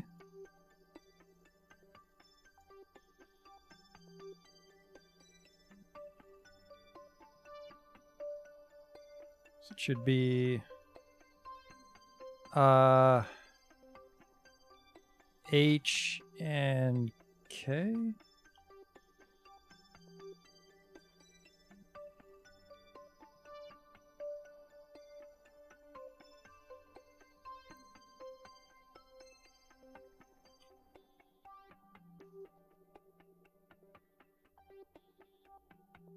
All right. Rover deployed.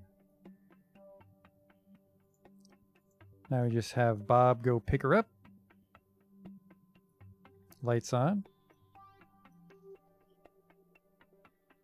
Careful now with that bounce.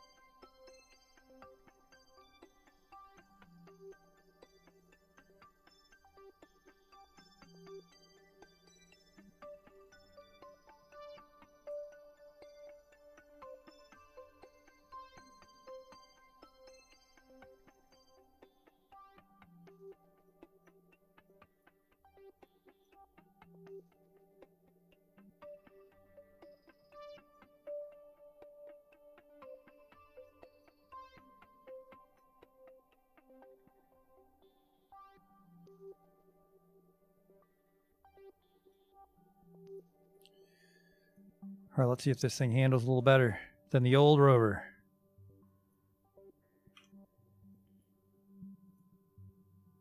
SAS only. Here we go.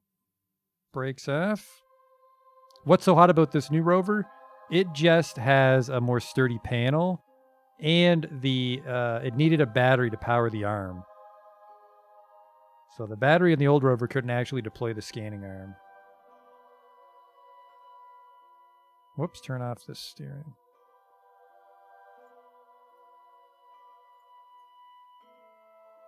It's weird. Oh, steering off. No, wait, how do I... Steering enabled, motor on. Steering disabled, motor on.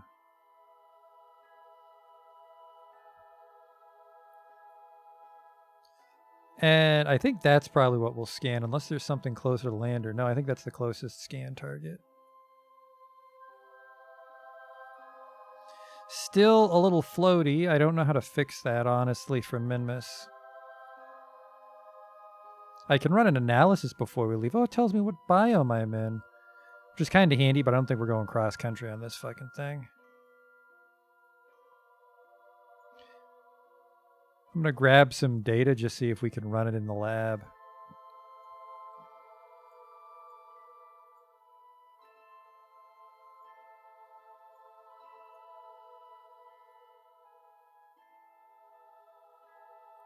Not a fan of four-wheel steering.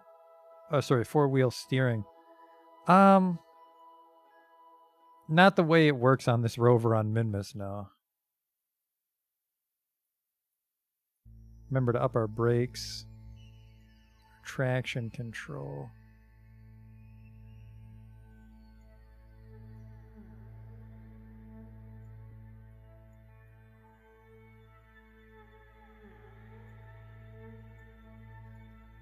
Getting a little close to our target here.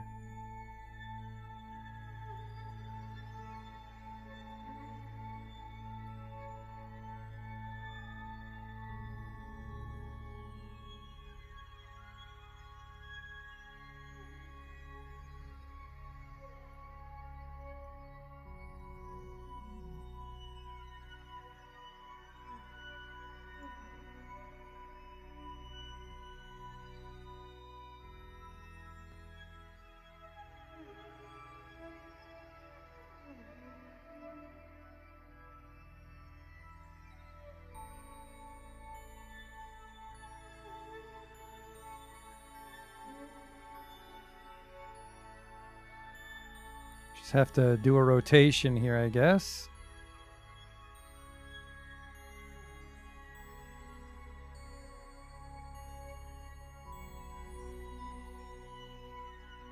All right, that the brakes kicked in.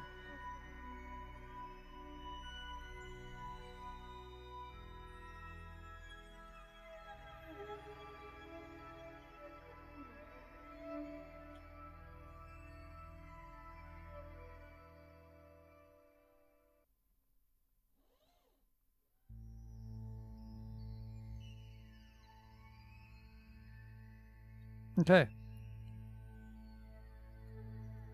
How am I not close enough?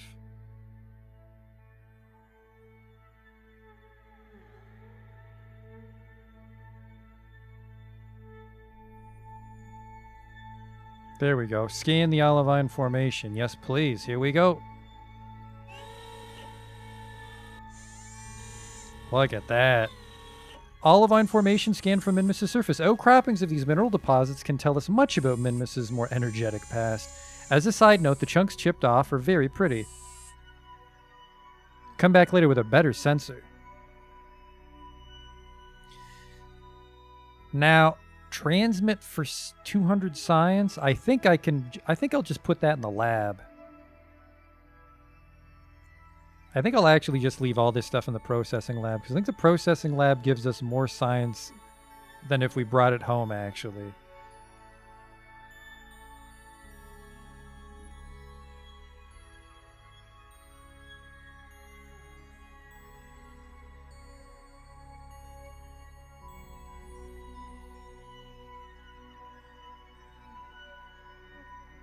Are there any other near our landing site?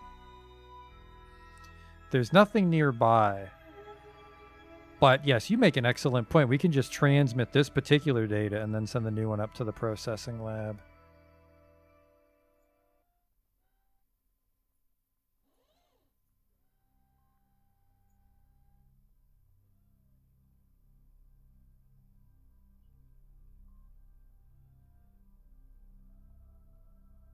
But I'll only get 67% of the 200. I think we'll just do the lab. I think we'll just stick with the lab.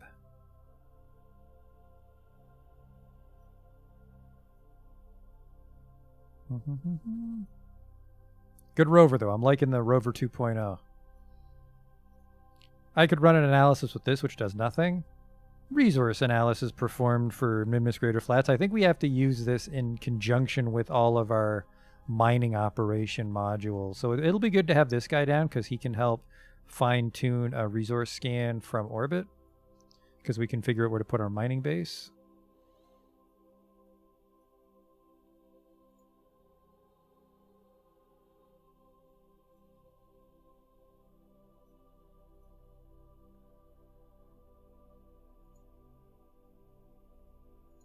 Man, yeah, this thing stopped way better with the extra traction control. Perfect.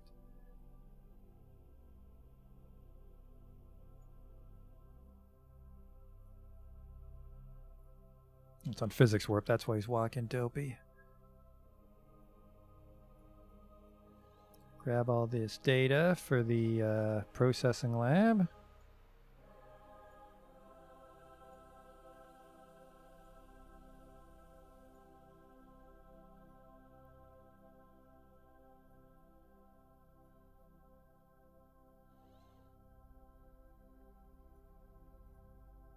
Take data. All right. Pretty successful mission so far tonight. Goodbye, new rover. Fuck you, old rover. You're old news. Got the weather station up. So I think we need a... Well, we could put down like a seismic measurer, which we have to like interact with to keep up to date. And then there's like, I think an ionosphere station or something. And that concludes all the... surface station stuff. All right, grab board. All right.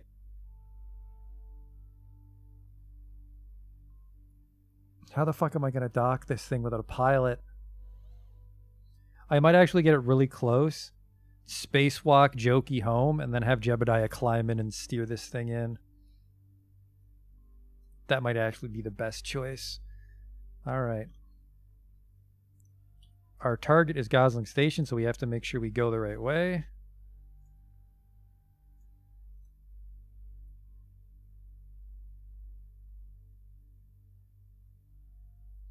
So I think we want to burn this way.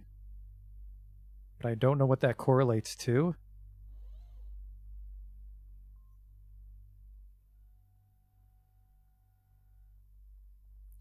I guess I could just burn straight up and then sideways because the gravity's so low, right?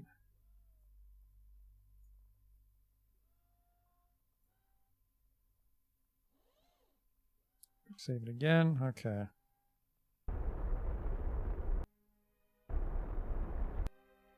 Forgot how fucking hard it is to steer this thing. That flickering needs to stop. Stop it.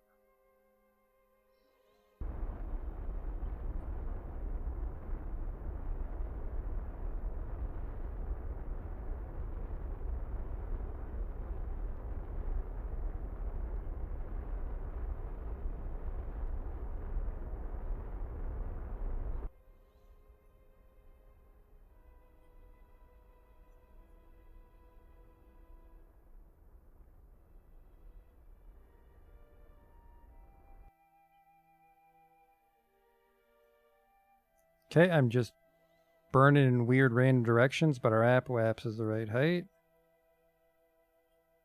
Try something like this.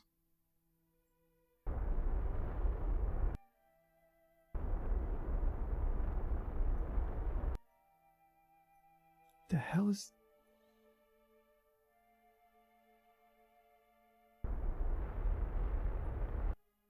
All right, burning the wrong way now. Maybe I actually want to do it before we hit the apoapse here. Oh my god! Mayday!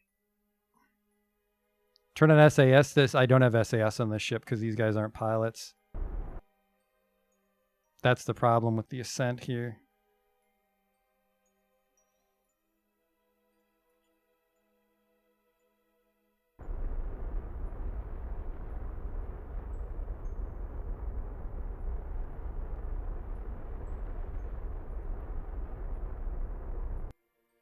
Never mind, I want to turn it the other way, don't I?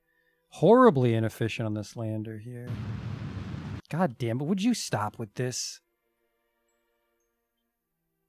I'm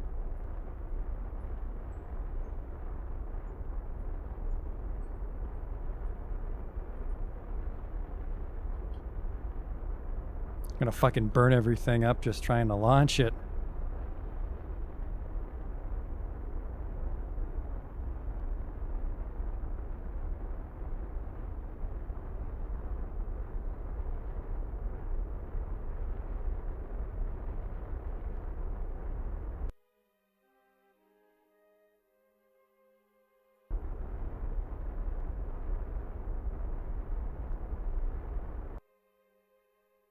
All right, only off 7 degrees. They used up almost all the fucking fuel, though.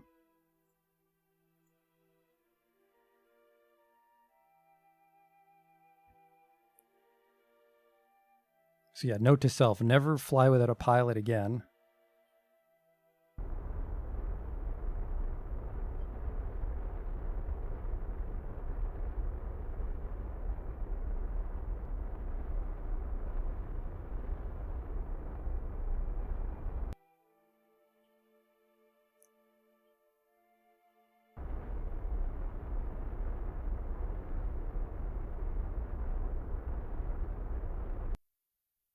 Okay, node's in pretty good shape. Orbit's a real thing. 509. Oh boy.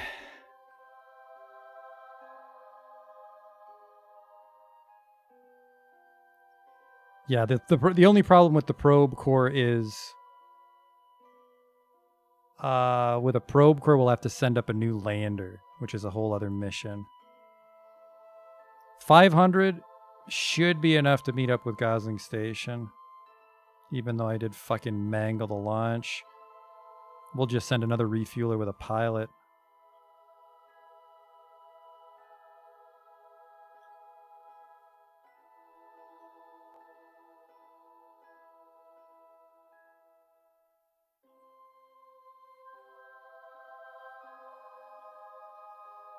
Thing does have a shitload of Delta V, though, in the thrusters.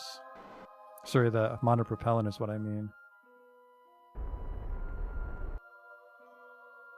Okay, that's right.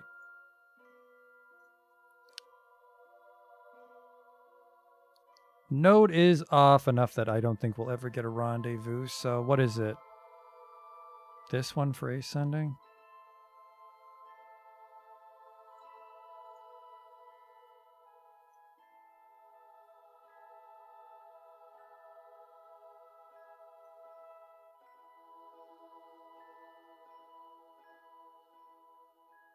These poor bastards deserve a promotion for trying to do this, though.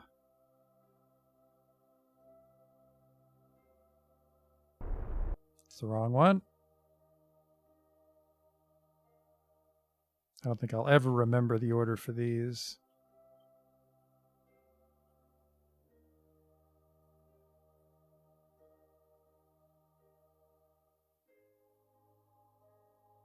I could send a probe core with a docking port on each side. Yeah, I guess I could. I could, couldn't I? And then just bolt it onto the top here. That would be an intermediary fix.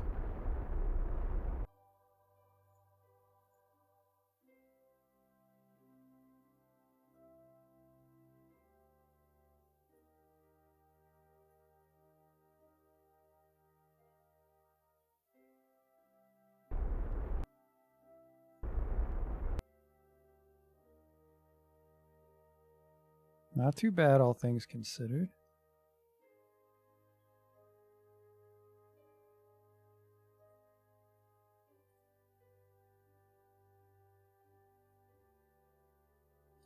Yeah, this, with a proper pilot, though, this thing should probably be able to handle 2 landings on a full tank.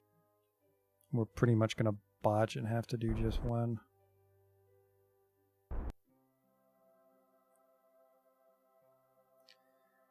It's a pretty good node.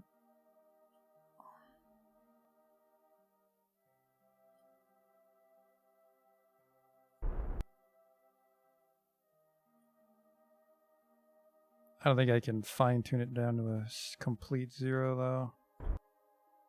though. Who am I kidding? If we just go right to the actual node, because you're not supposed to burn far away from it. And then, am I going faster or slower? I am going a little bit faster, so we're orbiting the right way here.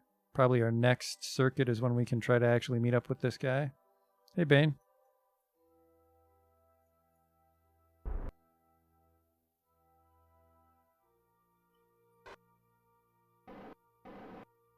There, 0. Thank you, RCS.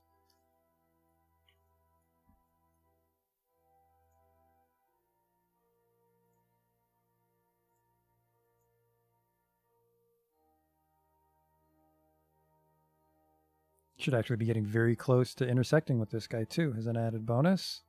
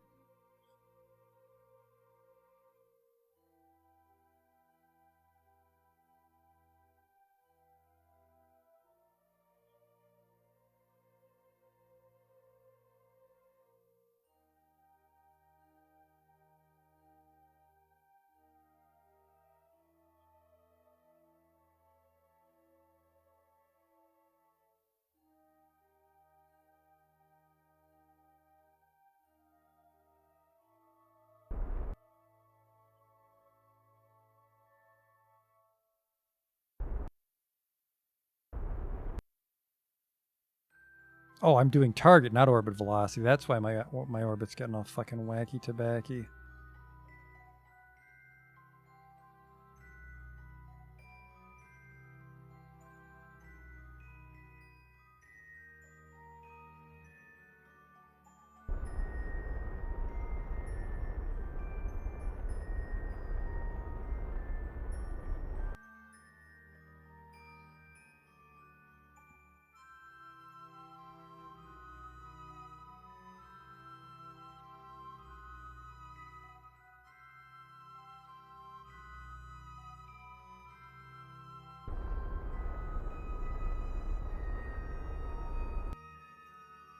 Gain a little target velocity here.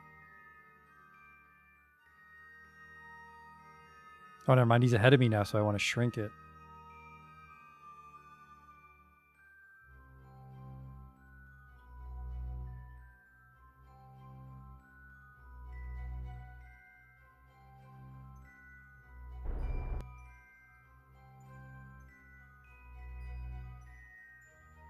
Just use the thrusters here.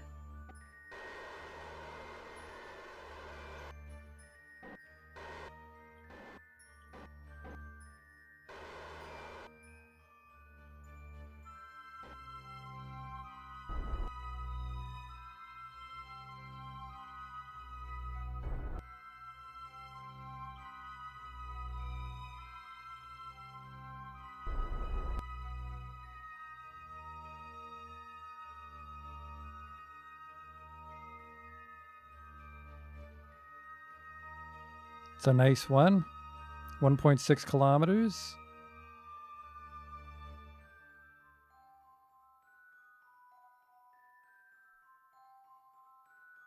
I think we'll actually have Jeb dock with the ship, not the other way around. We won't be able to line it up otherwise.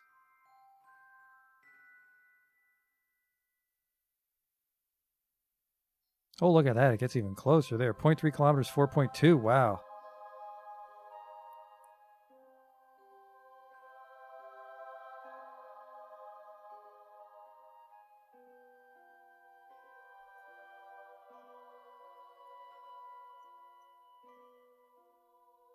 We veer off from it pretty quickly, though, so we got to be careful.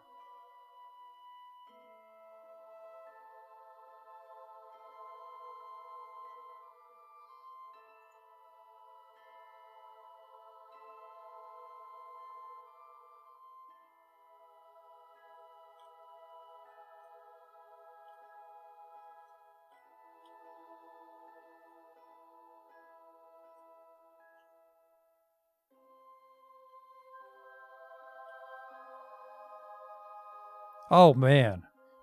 I just did it, but I just realized that fine-tuned controls make it way easier to control the SAS without a pilot.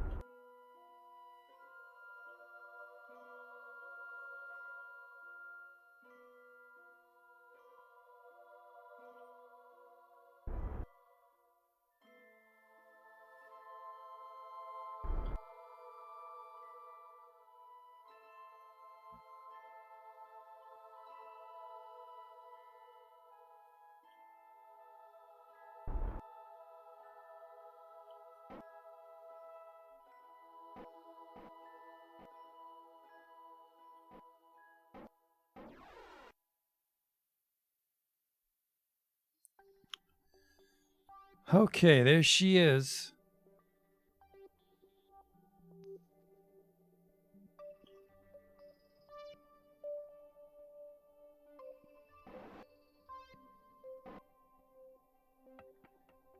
Now just burn towards it.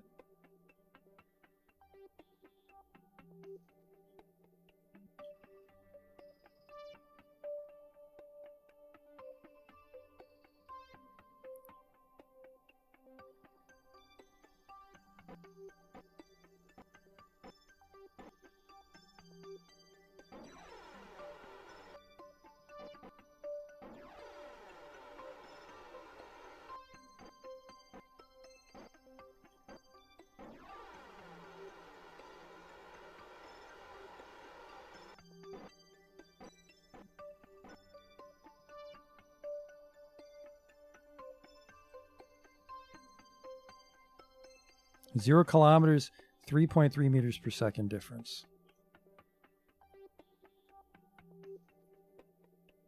We might, I think now with the fine controls, we might be able to dock controlling just the lander. Fucking shredded the fuel on this thing though, which is a shame.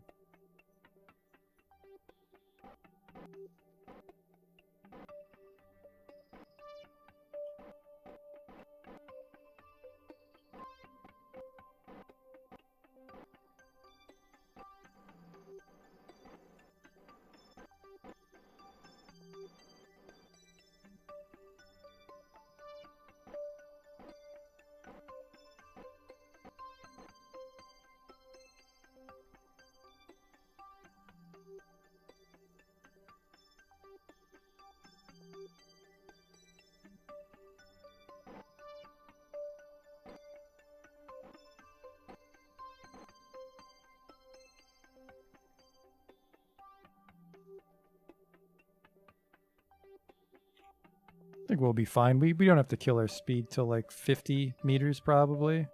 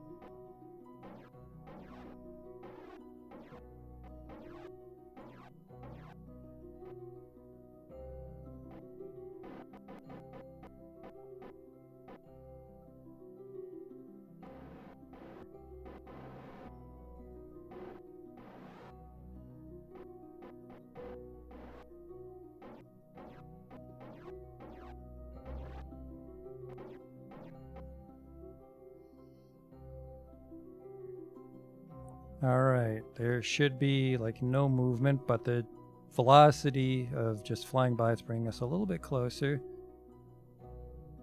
And then we dock over on this thing. So let's switch to it so we can actually fucking spin it towards.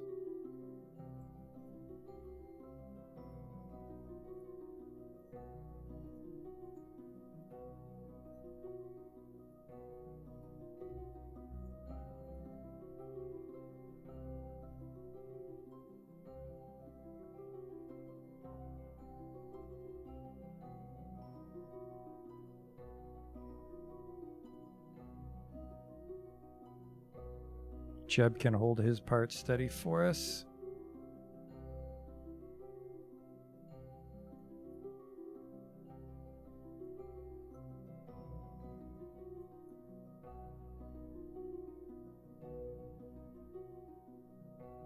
Oh shit, is he actually mimicking me?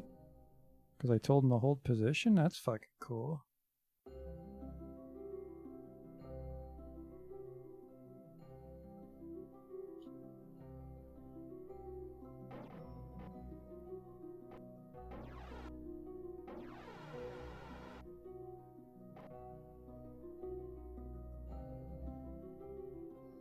Can I not move Jeb over to the lander? If I move Jeb, then the station loses its SAS.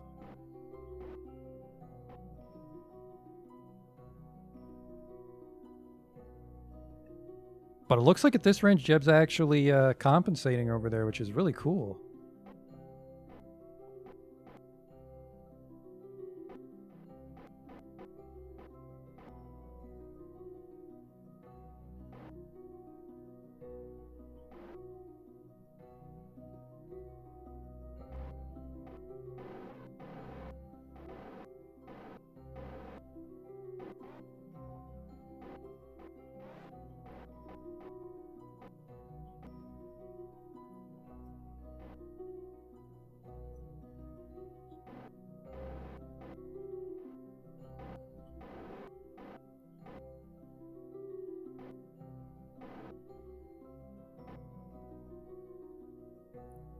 Oh boy, we've got a critical failure here.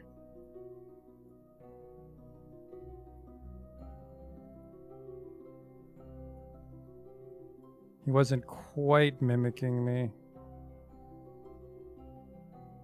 It's going to be very hard to do the rotation. Actually, we can probably switch to the docking mode now that we're super close like this.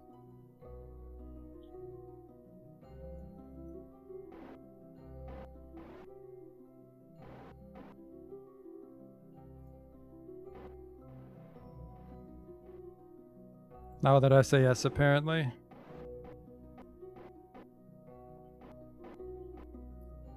Tempted to kind of just go for it and hope that the...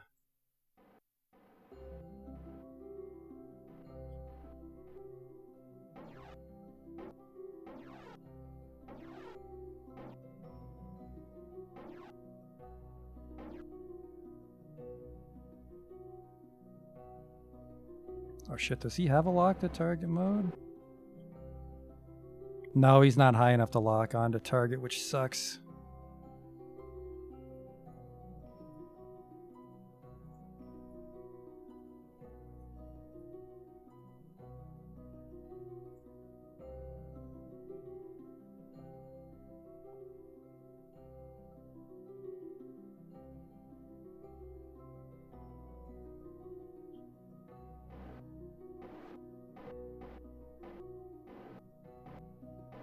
Just gonna go for it and hope we snap on. We did. Thank God the magnetic force on those docks are powerful. It's got a bit of a wobble. I flew into it so fast, actually. All right, come on home, fellas.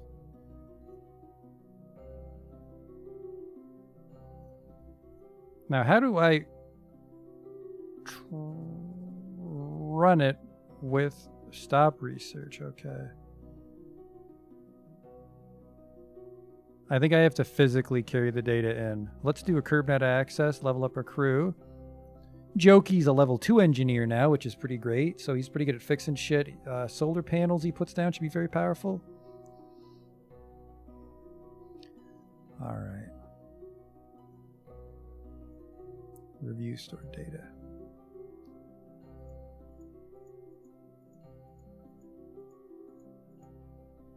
Got a fair bit of stuff. Oh, here we go. Process all this data in the lab. This data, instead of being 200 science, it will turn into 1,800 science over the course of 139 days. That's fucking gross.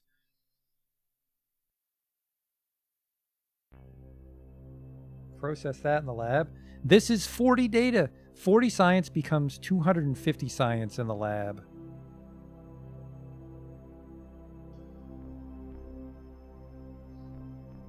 Convert that.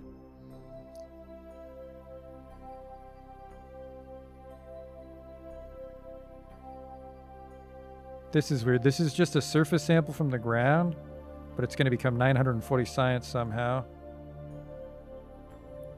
This also becomes... It looks like I can do... even after I bring something home, we can redo experiments in space. Okay, so yeah, this is just... We're done worrying about science now. Okay.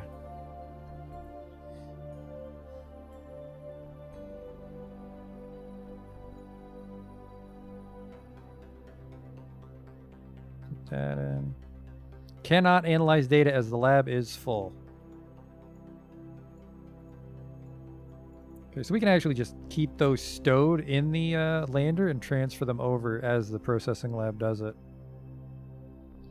So yeah, I read that the processing lab was really powerful. Now I know why. Holy shit. And we did it, by the way. Holy shit. Definitely gonna put a probe core on that, or just always use Valentina to fly the lander from now on. Science wasn't really a hurdle. There were some nodes that just would have been a lot of busy work to grab. That's really my only complaint with the science tree. It's like, I'd say maybe like 3/4 of it is things I want, and the last quarter is like things I want, but grinding science specifically for it, I don't care for. So I can see why the lab is so powerful. Jesus Christ. All right, the lander, he needs to be refueled again.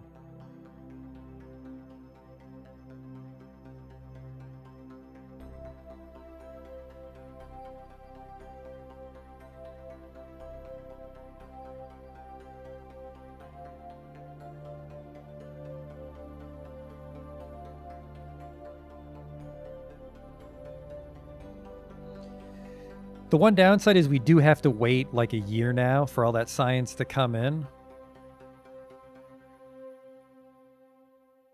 Make sure I pull on. Now, how do I pull it? Do I have to physically drag it over? Review stored data, or can I send it somehow?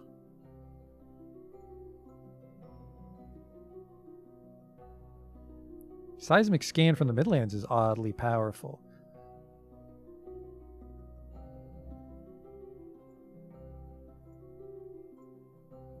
I'll just have Jeb go grab it all manually and bring it home.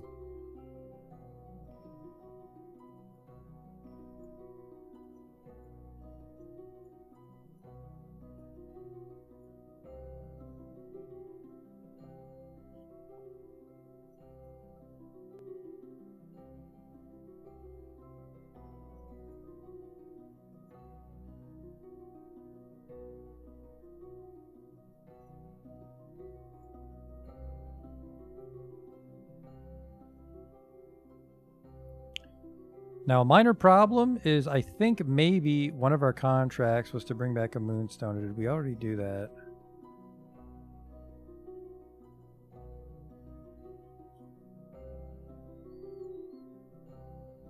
Put a station around the moon, plant a flag on the moon, satellite, surveys of Kerbal, surveys of Kerbal. All right, I don't have any moonstones we need to bring home.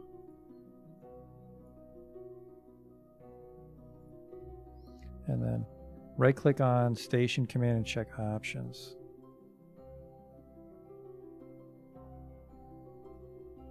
I don't see anything.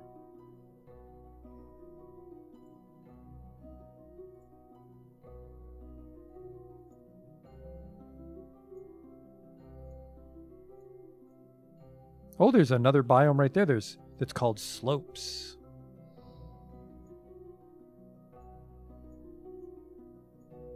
Interesting. So apparently very steep inclines are its own biome, which the rover, I think, can pull off.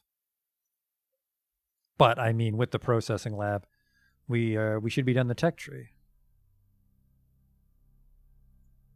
All right, let's save it, and then we just got to bring this kid home.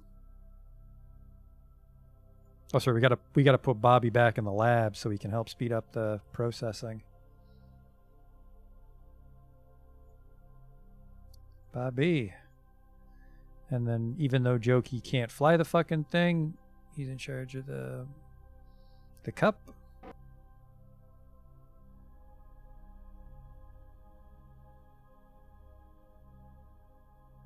And then I will point him at the surface. Just so he has something to look at. Every now and then he might get a view of Gumdrop Station.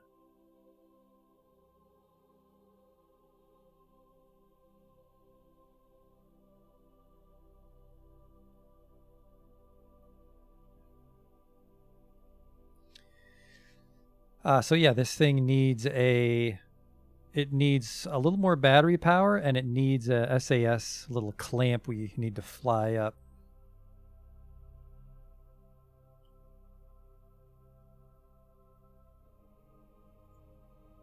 There we go. Cool.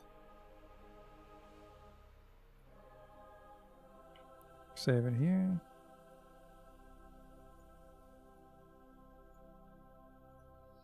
All right, we have 1800 Delta V. It's time to go home.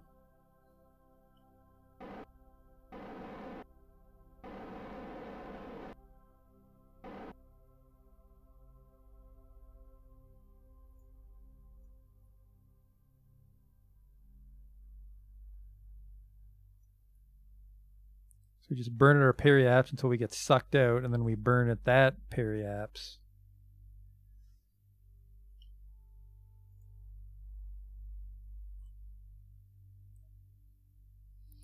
When is our periaps? 27 minutes. Goodbye, Gosling Station. Don't fucking crash on me.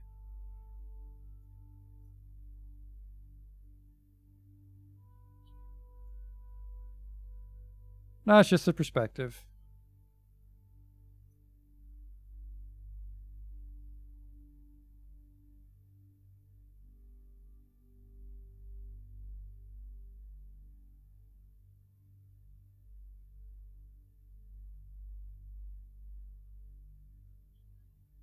Okay.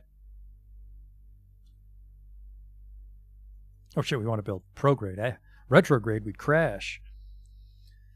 All right, next stop, hopefully home.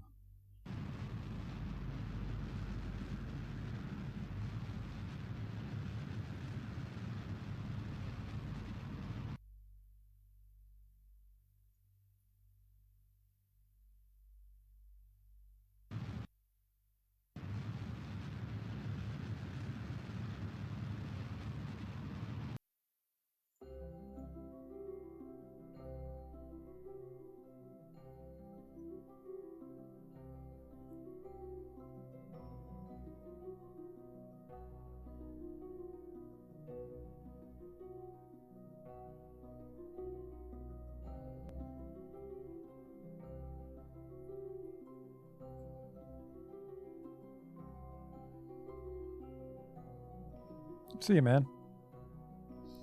We got a lot done. I mean, not just the science we accumulated, hopefully enough to complete the whole tech tree, which is great, but we learned a lot about controlling things. There are some ship flaws that we should be able to correct by like flying up those little probe cores with clamps on each side, like was suggested.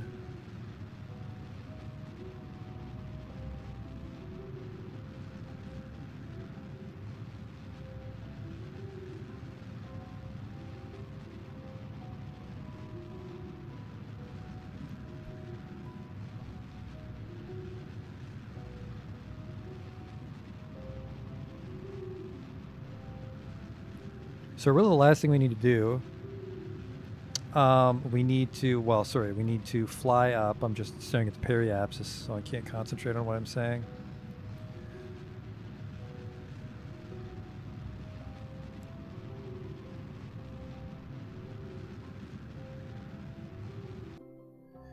We need to fly up that fuel tank so we can turn Gosling into a refueling station, and we need to get Valentina up there, which we'll have to refit the Science King 21001 a little bit. We don't have to worry about the rover, so we save a little weight and form there.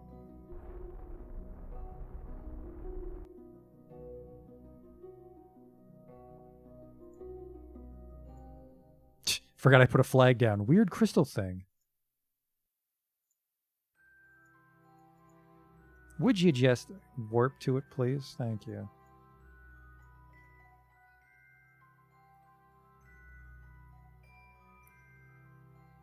Let's bring these guys home. Well, the guy's singular, so yeah. I think we'll maybe put a Landrican Mark II. I think a Hitchhiker module would be too heavy, but we could make it disposable. We could just leave that in space. Nah, we'll probably just use a Landrican Mark II, because that way we can use the refueler to transfer people onto the space station if we need to.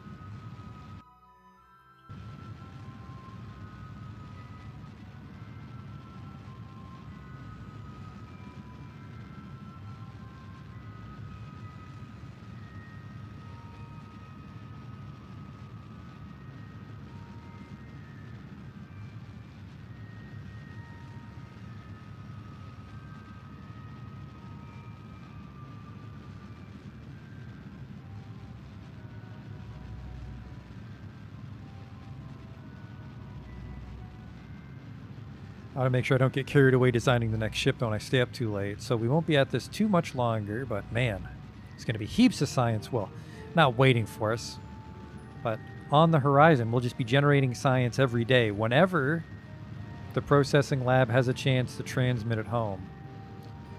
Actually, I'm not sure if it transmits at home or do I have to go pick it up? Well, if I have to go pick it up, that's just... the refueler can do that.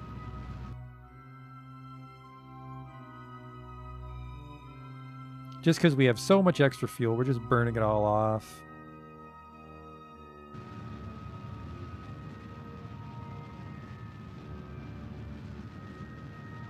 I have to transmit manually? That's still not too bad.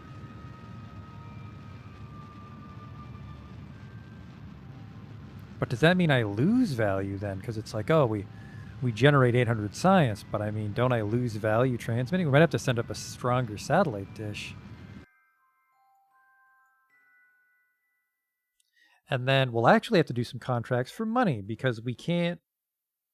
Our R&D lab actually isn't a high enough level to buy the final tiers of science. And I think... Not that science? Okay, so just every time we refuel it, we'll have it... we'll have the pilot check in and transmit the science back to Kerbal before he leaves.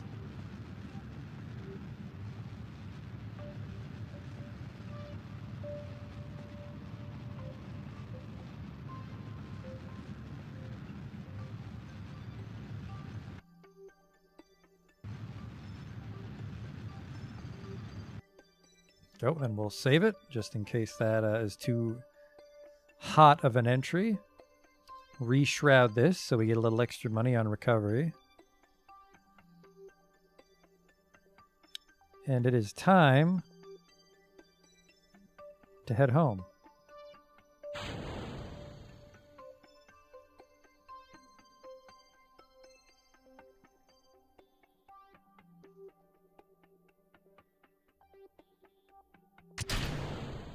That's what the problem was.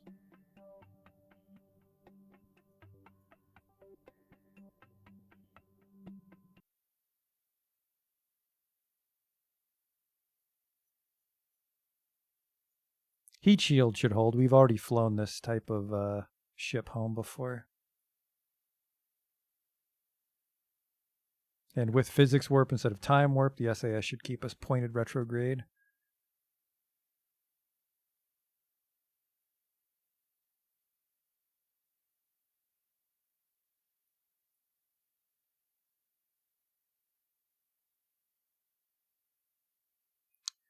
We are gonna fucking cook though, wow.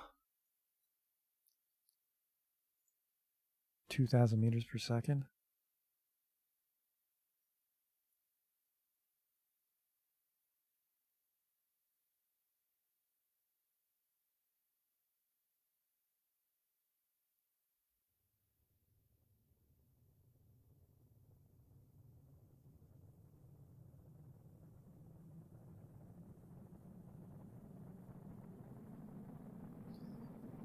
Just don't touch the sides. It's like Operation. Software glitch update before flight duty. You know what? Let's not worry about that right now.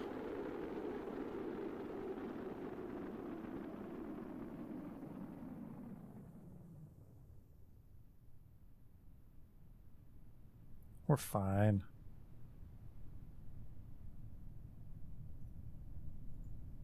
Looks like we're coming in over the ocean as always.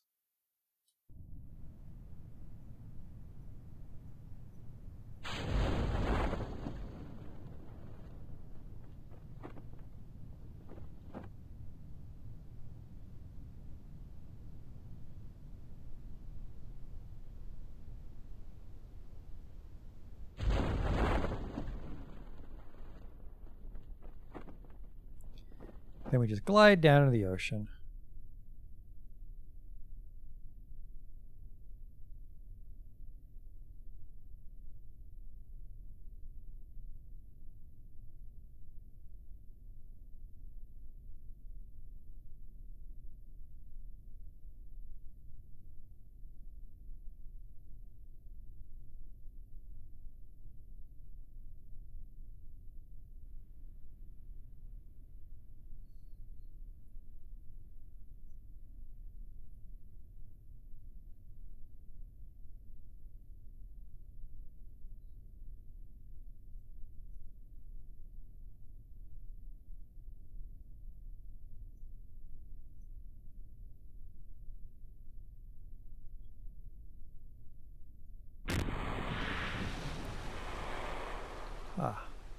A perfect mission, I'd say. We didn't even really do any quick loads on that one either.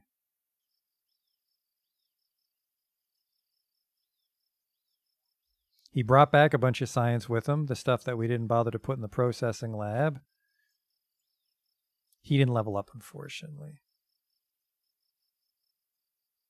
That's the one thing I don't like. It's like, I understand you don't want to be an expert so early, but I mean, the things I get from level 5, I would like to have leaving Kerbin's sphere of influence.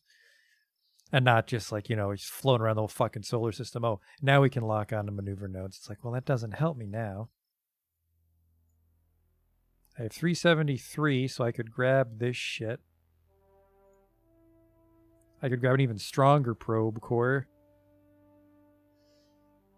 It has prograde, retrograde, radial, and normal altitude hold. I think this is probably the one we'll fly up, because it gives us control over the most things. And it's nice and tiny, so we can stick it between some docking clamps.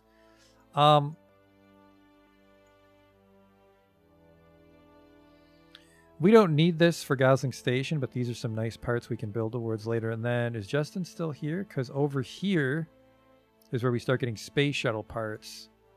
There. The Mark II crew cabin, and then specifically, where is it? Mark II cargo bay. Mark II cargo bay. So you could fit a rover in there if you're careful. And then here, I think you start getting like 747 sized cargo bays.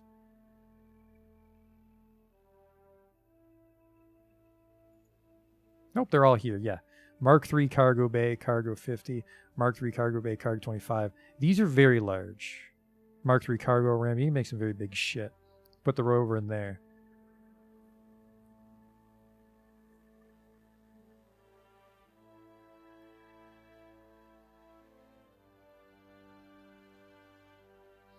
I was just thinking of that. I was thinking as we might do a mission where we do a solar flyby and then we drop off some satellites so we can communicate with Duna when we finally do our Duna mission. So I think probably a solar flyby and we drop off the solar satellites, and then we can probably do a Duna flyby to drop off some satellites, and then we'll actually try to land on Duna. But the Duna landing will be a very complicated mission because I want to bring that guy back. Because if we can land a guy on Duna and bring him back, then we can stop the stream series, because that was the goal I set for myself when we started. But yeah, so you see stuff like this. This costs 1,000 science. 4, is that the rapier? Yeah, the rapier, which is almost maybe mandatory for making space planes. And then we've got like some no fucking around scanners for fuel making. And then this is like the ultimate satellite core. Does this have maneuver lock? This has maneuver lock. We can use that in lieu of a level 5 pilot. Considering how much science we're about to pull out of our ass. We might actually not. It's like we'll be able to get most of the stuff on the science tree, but I don't think that lab's going to give us the full tree. I might be wrong. I might be wrong. But I was going to buy this.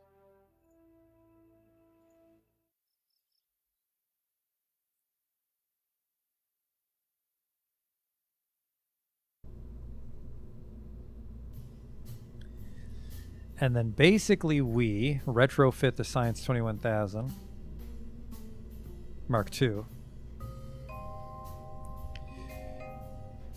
That lander is pretty much done. I mean, we could put the highest grade scanner arm on it, which we don't have yet. We could put the highest grade scanner arm and get a final reading of an olivine formation. But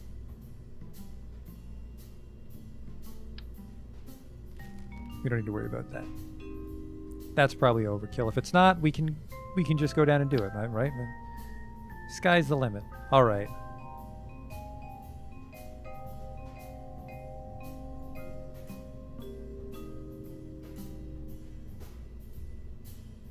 Prograde, retrograde, radial, normal hold. Doesn't have target, unfortunately. But holy shit, that thing's tiny.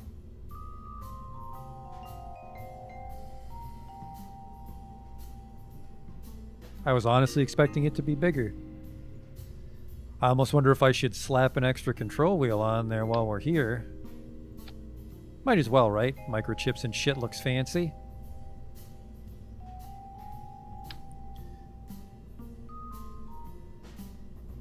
So we basically fly this up, but just dock that on. That'll add a bunch of piloting power to the station.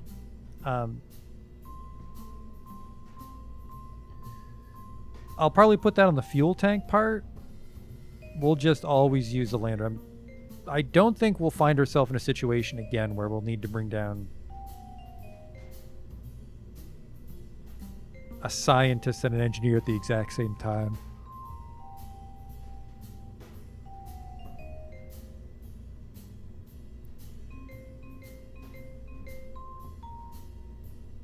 We can make the fairing a lot smaller now. We should bring this again so we can always refuel the lander.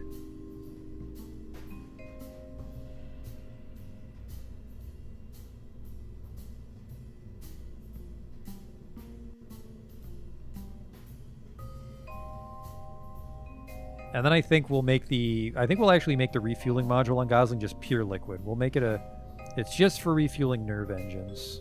You'll have to bring your oxidizer with you from Kerbal, which I might regret, but we can always refit the station. That's the great part about the station. All right, delete the fairing, build the fairing. All right.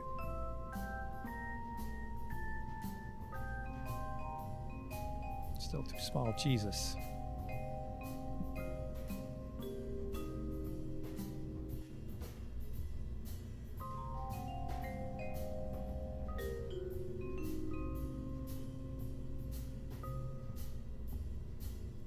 Does that look aerodynamic? I don't fucking know. Alright, so this is what we'll be flying out to Gosling Station tomorrow night.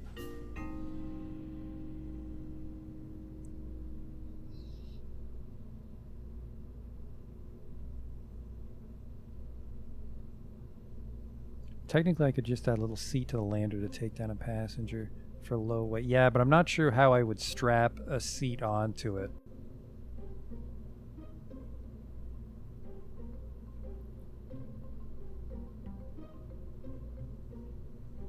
I know there's mods and stuff where like engineers can remove parts and then put them on other parts. Is the core attached to the double core? Yeah, it's inside this reaction wheel. There he is. Probo Dobo Dynocto 2. I can just strap. Yeah, yeah. If I was building a new lander and sending it up, there's some changes we could make, but I'd prefer to not have to send up a mission to replace the lander.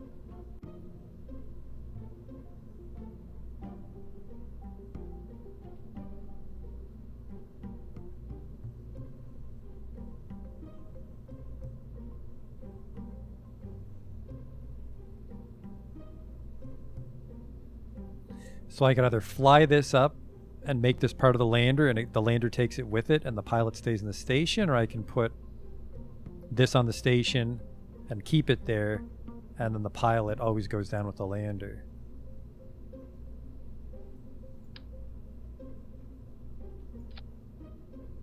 Docking port's not quite flush. I kind of want to make it clip now, just for the aesthetics.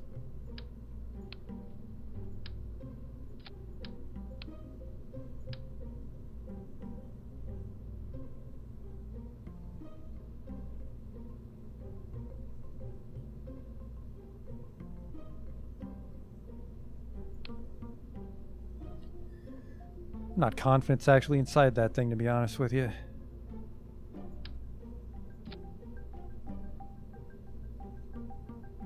Is there a part list that I can consult?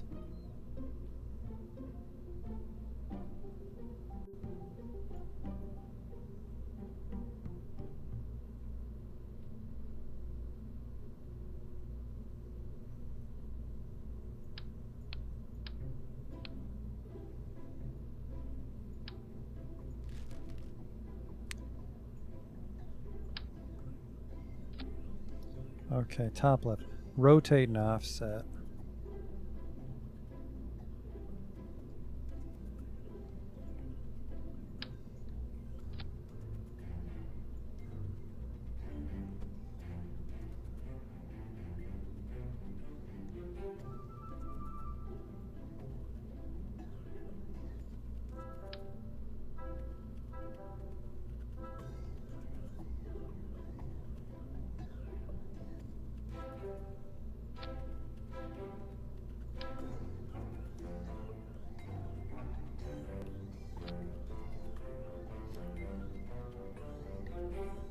Oh, I want to offset. Okay, okay.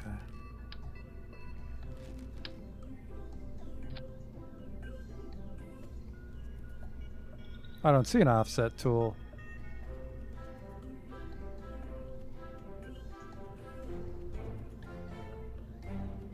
Oh.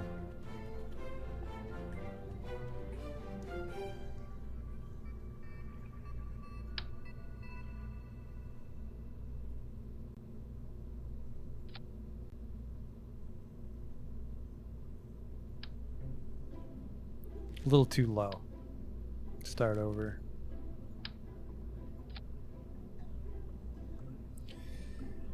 Okay, back you go.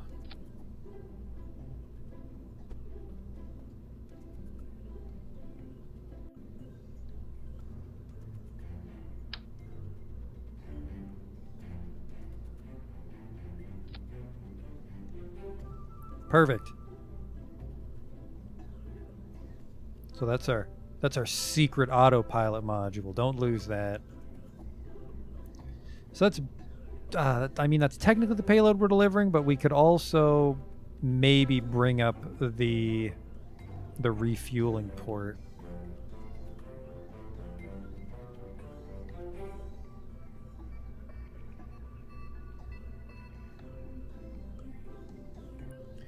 Which would be basically another one or two of these. Normally I don't clip because it feels a little cheaty, but that's more of an aesthetic choice, so that's not too bad to do the offset tool there. But now I want to try and make where the fuel would go on the station. Let's delete the fairing for now, or hide the fairing.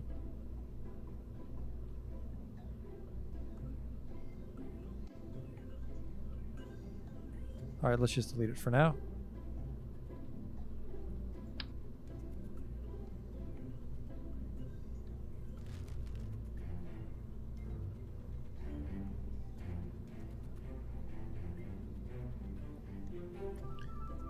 So this would be another dock. This will be a very unstable flight though, because it's docked into this, and then this is docked into the fuel port. This might have to be two separate payloads for stability, I don't know.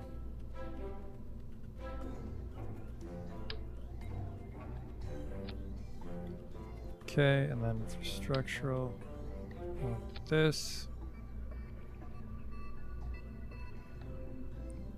Stylish orange, it's emergency, that's how you know it's where the fuel goes. Actually, this is going to be very hard to fly up there because it's so fucking big, but this looks the coolest.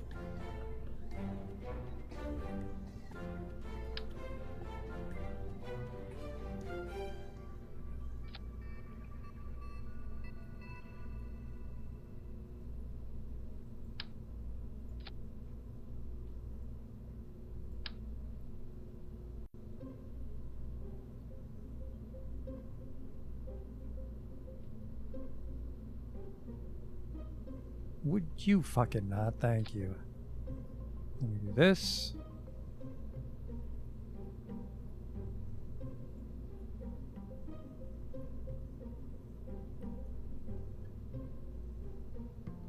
And this is that's the fuel. This is where we put the fuel for our Mars mission. Should only take a it would actually take a few flights to fill this up. If we could refit the Science 21000 and specifically be a tanker once we're not actually pulling any loads with us. Heh.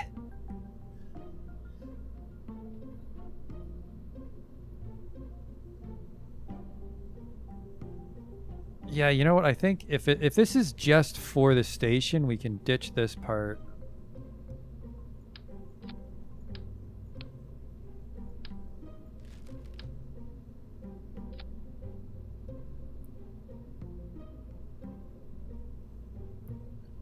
So the station will always have the autopilot control, and the pilot will go down to the lander.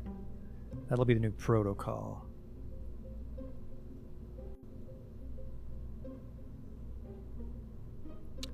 And that causes this thing to not have the power to leave orbit anymore because there's fucking a bunch of fuel on top of it. It's heavy.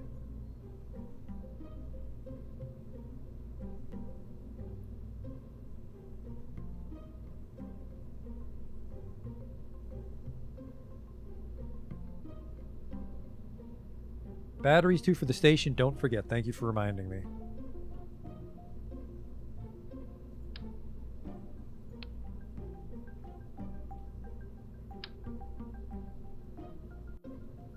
Very small batteries again. Shit.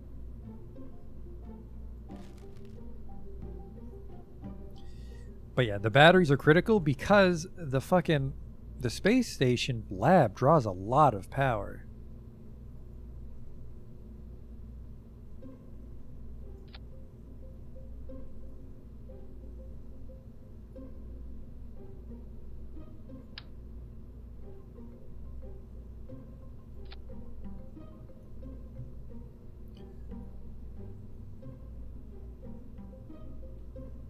I mean, it's a lot of power coming out of that. This is a very powerful payload we're putting in. It's going to add a lot of functionality to the station.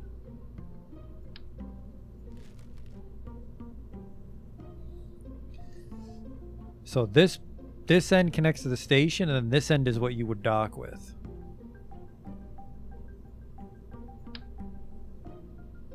Don't do it like that, please. Obviously, you wouldn't go and swim through the fuel, but maybe the Kerbals do.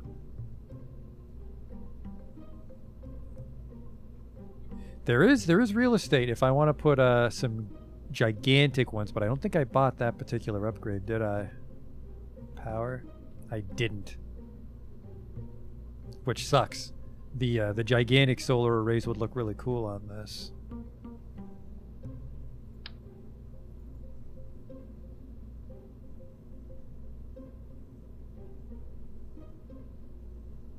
Oh, it's not on snap.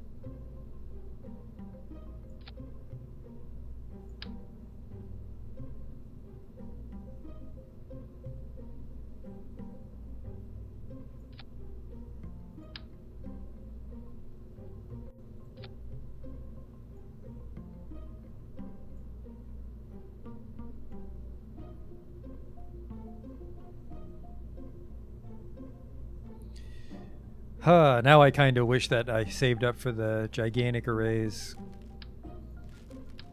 This is pretty much the only time I'd use them.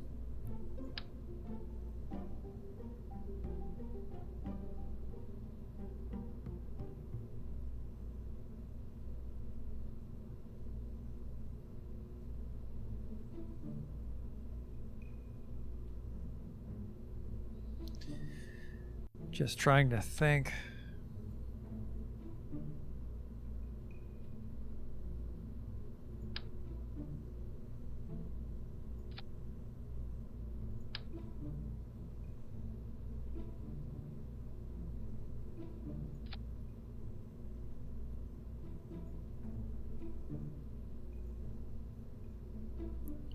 That's not too bad.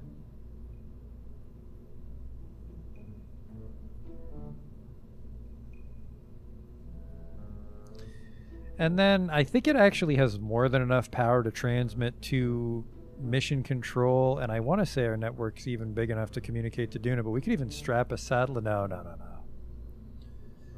I think a satellite dish would not really fit in with the theme of this payload either.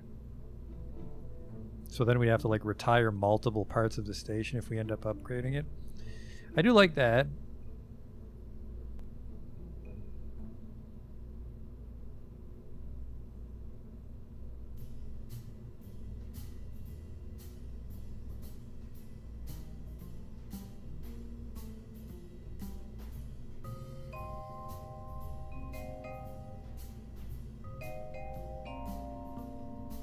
Yeah, you gotta watch out for the feature creep. It's got power. It's got power storage.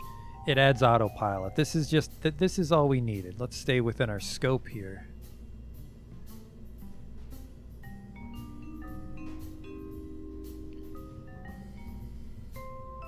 Thing definitely struggles to get to space though. See if we can over-engineer it here.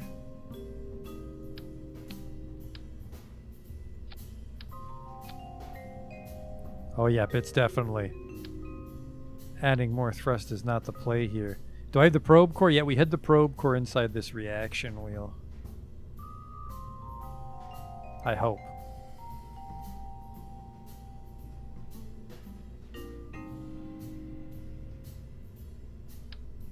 There she is. Okay, perfect.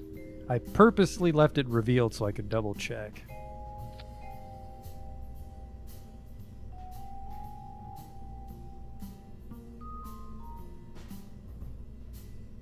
It's a shame we can't color this because it would be nice to make this orange so it matches like that industrial tone of the caps, but still pretty cool.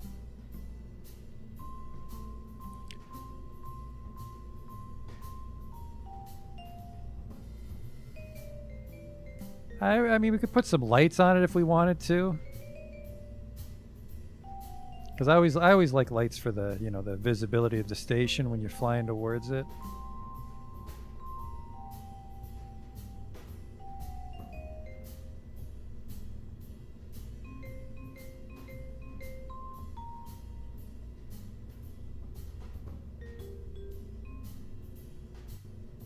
See if I can get a nice angle here.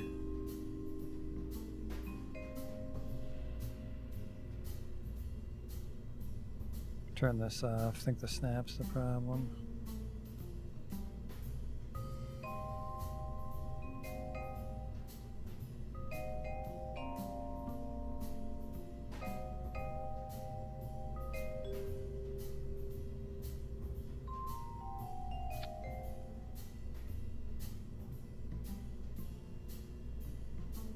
Not too shabby.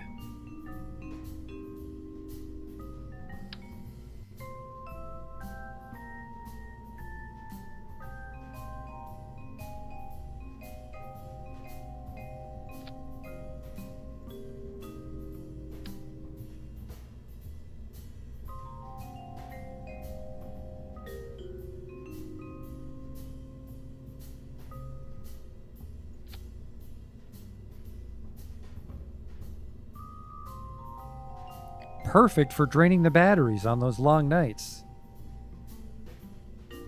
It's about style, though.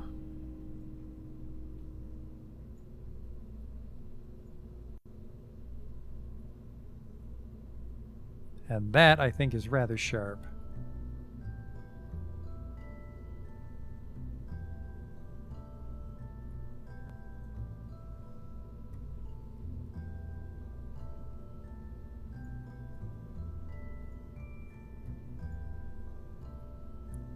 So I think it's time to stop so we can start fresh tomorrow night as we try to get this thing to our station, which will be tricky.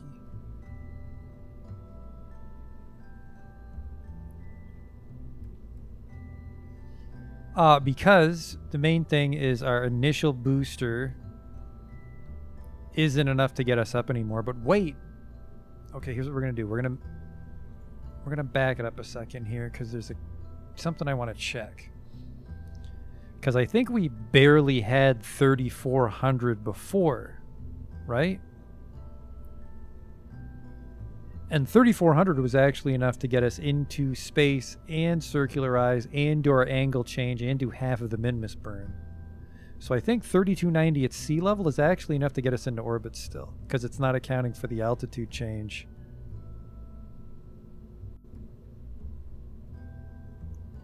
Looks like it's going to need some struts. It's just this. You might be right. I'd prefer not to put struts. Or is there a way to remove the struts once they decouple?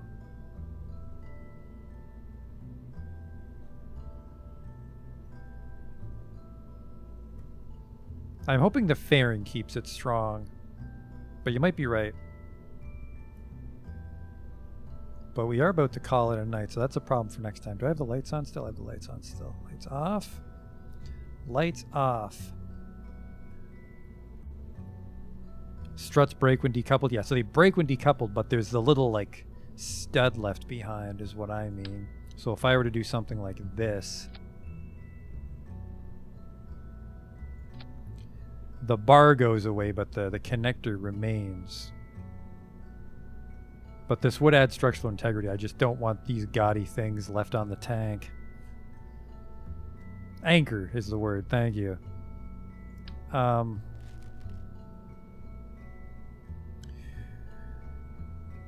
We might just try. We might just try without the struts because we'll find out very quickly. We'll pretty much find out on ascent if the struts are mandatory.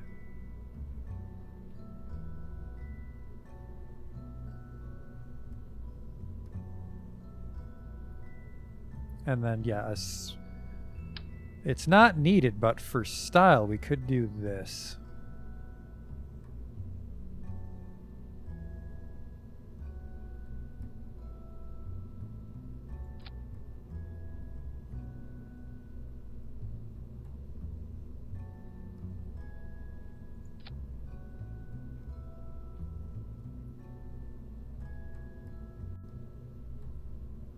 That mimicked itself. Perfect, kind of. Little off center on the other ones.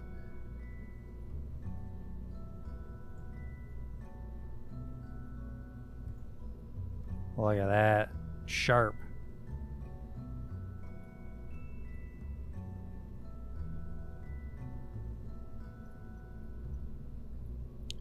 Yeah, I think definitely got a lot done tonight. All that science, landed the new rover, rescued Jokey.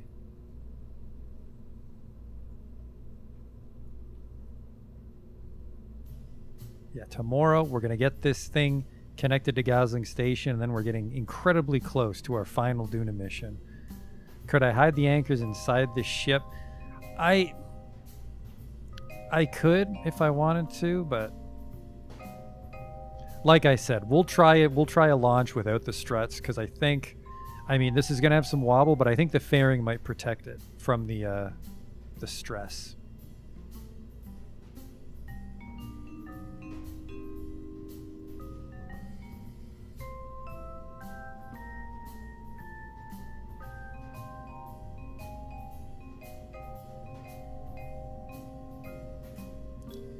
That is once again a fucking gargantuan fairing, but yeah, 3,200 on this, and then the Delta V is going to be all fucked up though, because I don't want this thing transferring fuel. Disable crossfeed, right? That means the fuel shouldn't flow down into these engines. I'll enable crossfeed because I'm going to forget I did that tomorrow.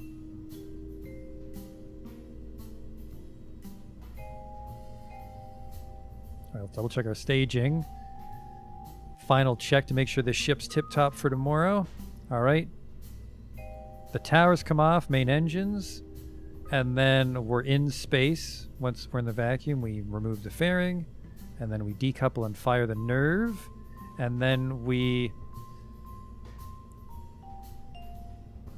have this guy here. This decouples everything and turns on the heat shield for when we come back.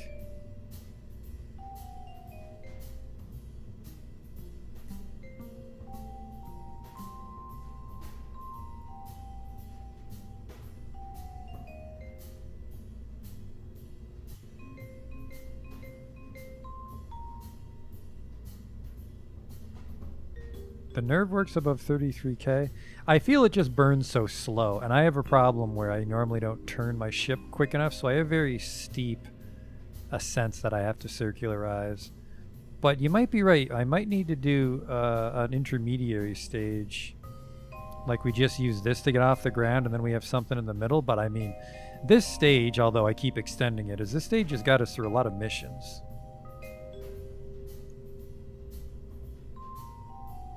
But I shouldn't get bogged down here. I said we were going to stop.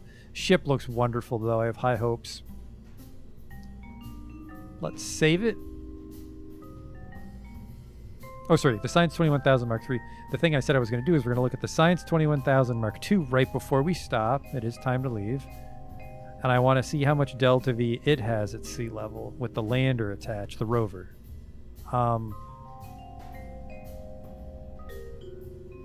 Mark II. It had 3406 at sea level, and that actually was enough, like I said, to get in orbit, circularize, change our inclination.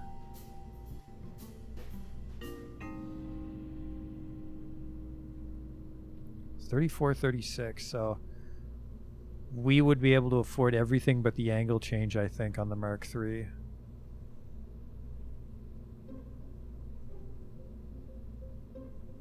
And I also remember that. Oh, no, never mind. The lander, the rover was not docked on. It was had a decoupler attaching it. So, yeah, it was a little wobbly. Well, not wobbly. So, yeah. This might have been a wobble to it, but we can correct that back in the VAB if there's any problems. So, I hope you can tune in tomorrow while we try to finalize our station. I think this is, barring unforeseen circumstances, this is probably the last module we'll put on Gosling Station. And then we can start to plan for our mission to Duna. But that's a problem for tomorrow. And it's time for me to stop tonight, so see you then.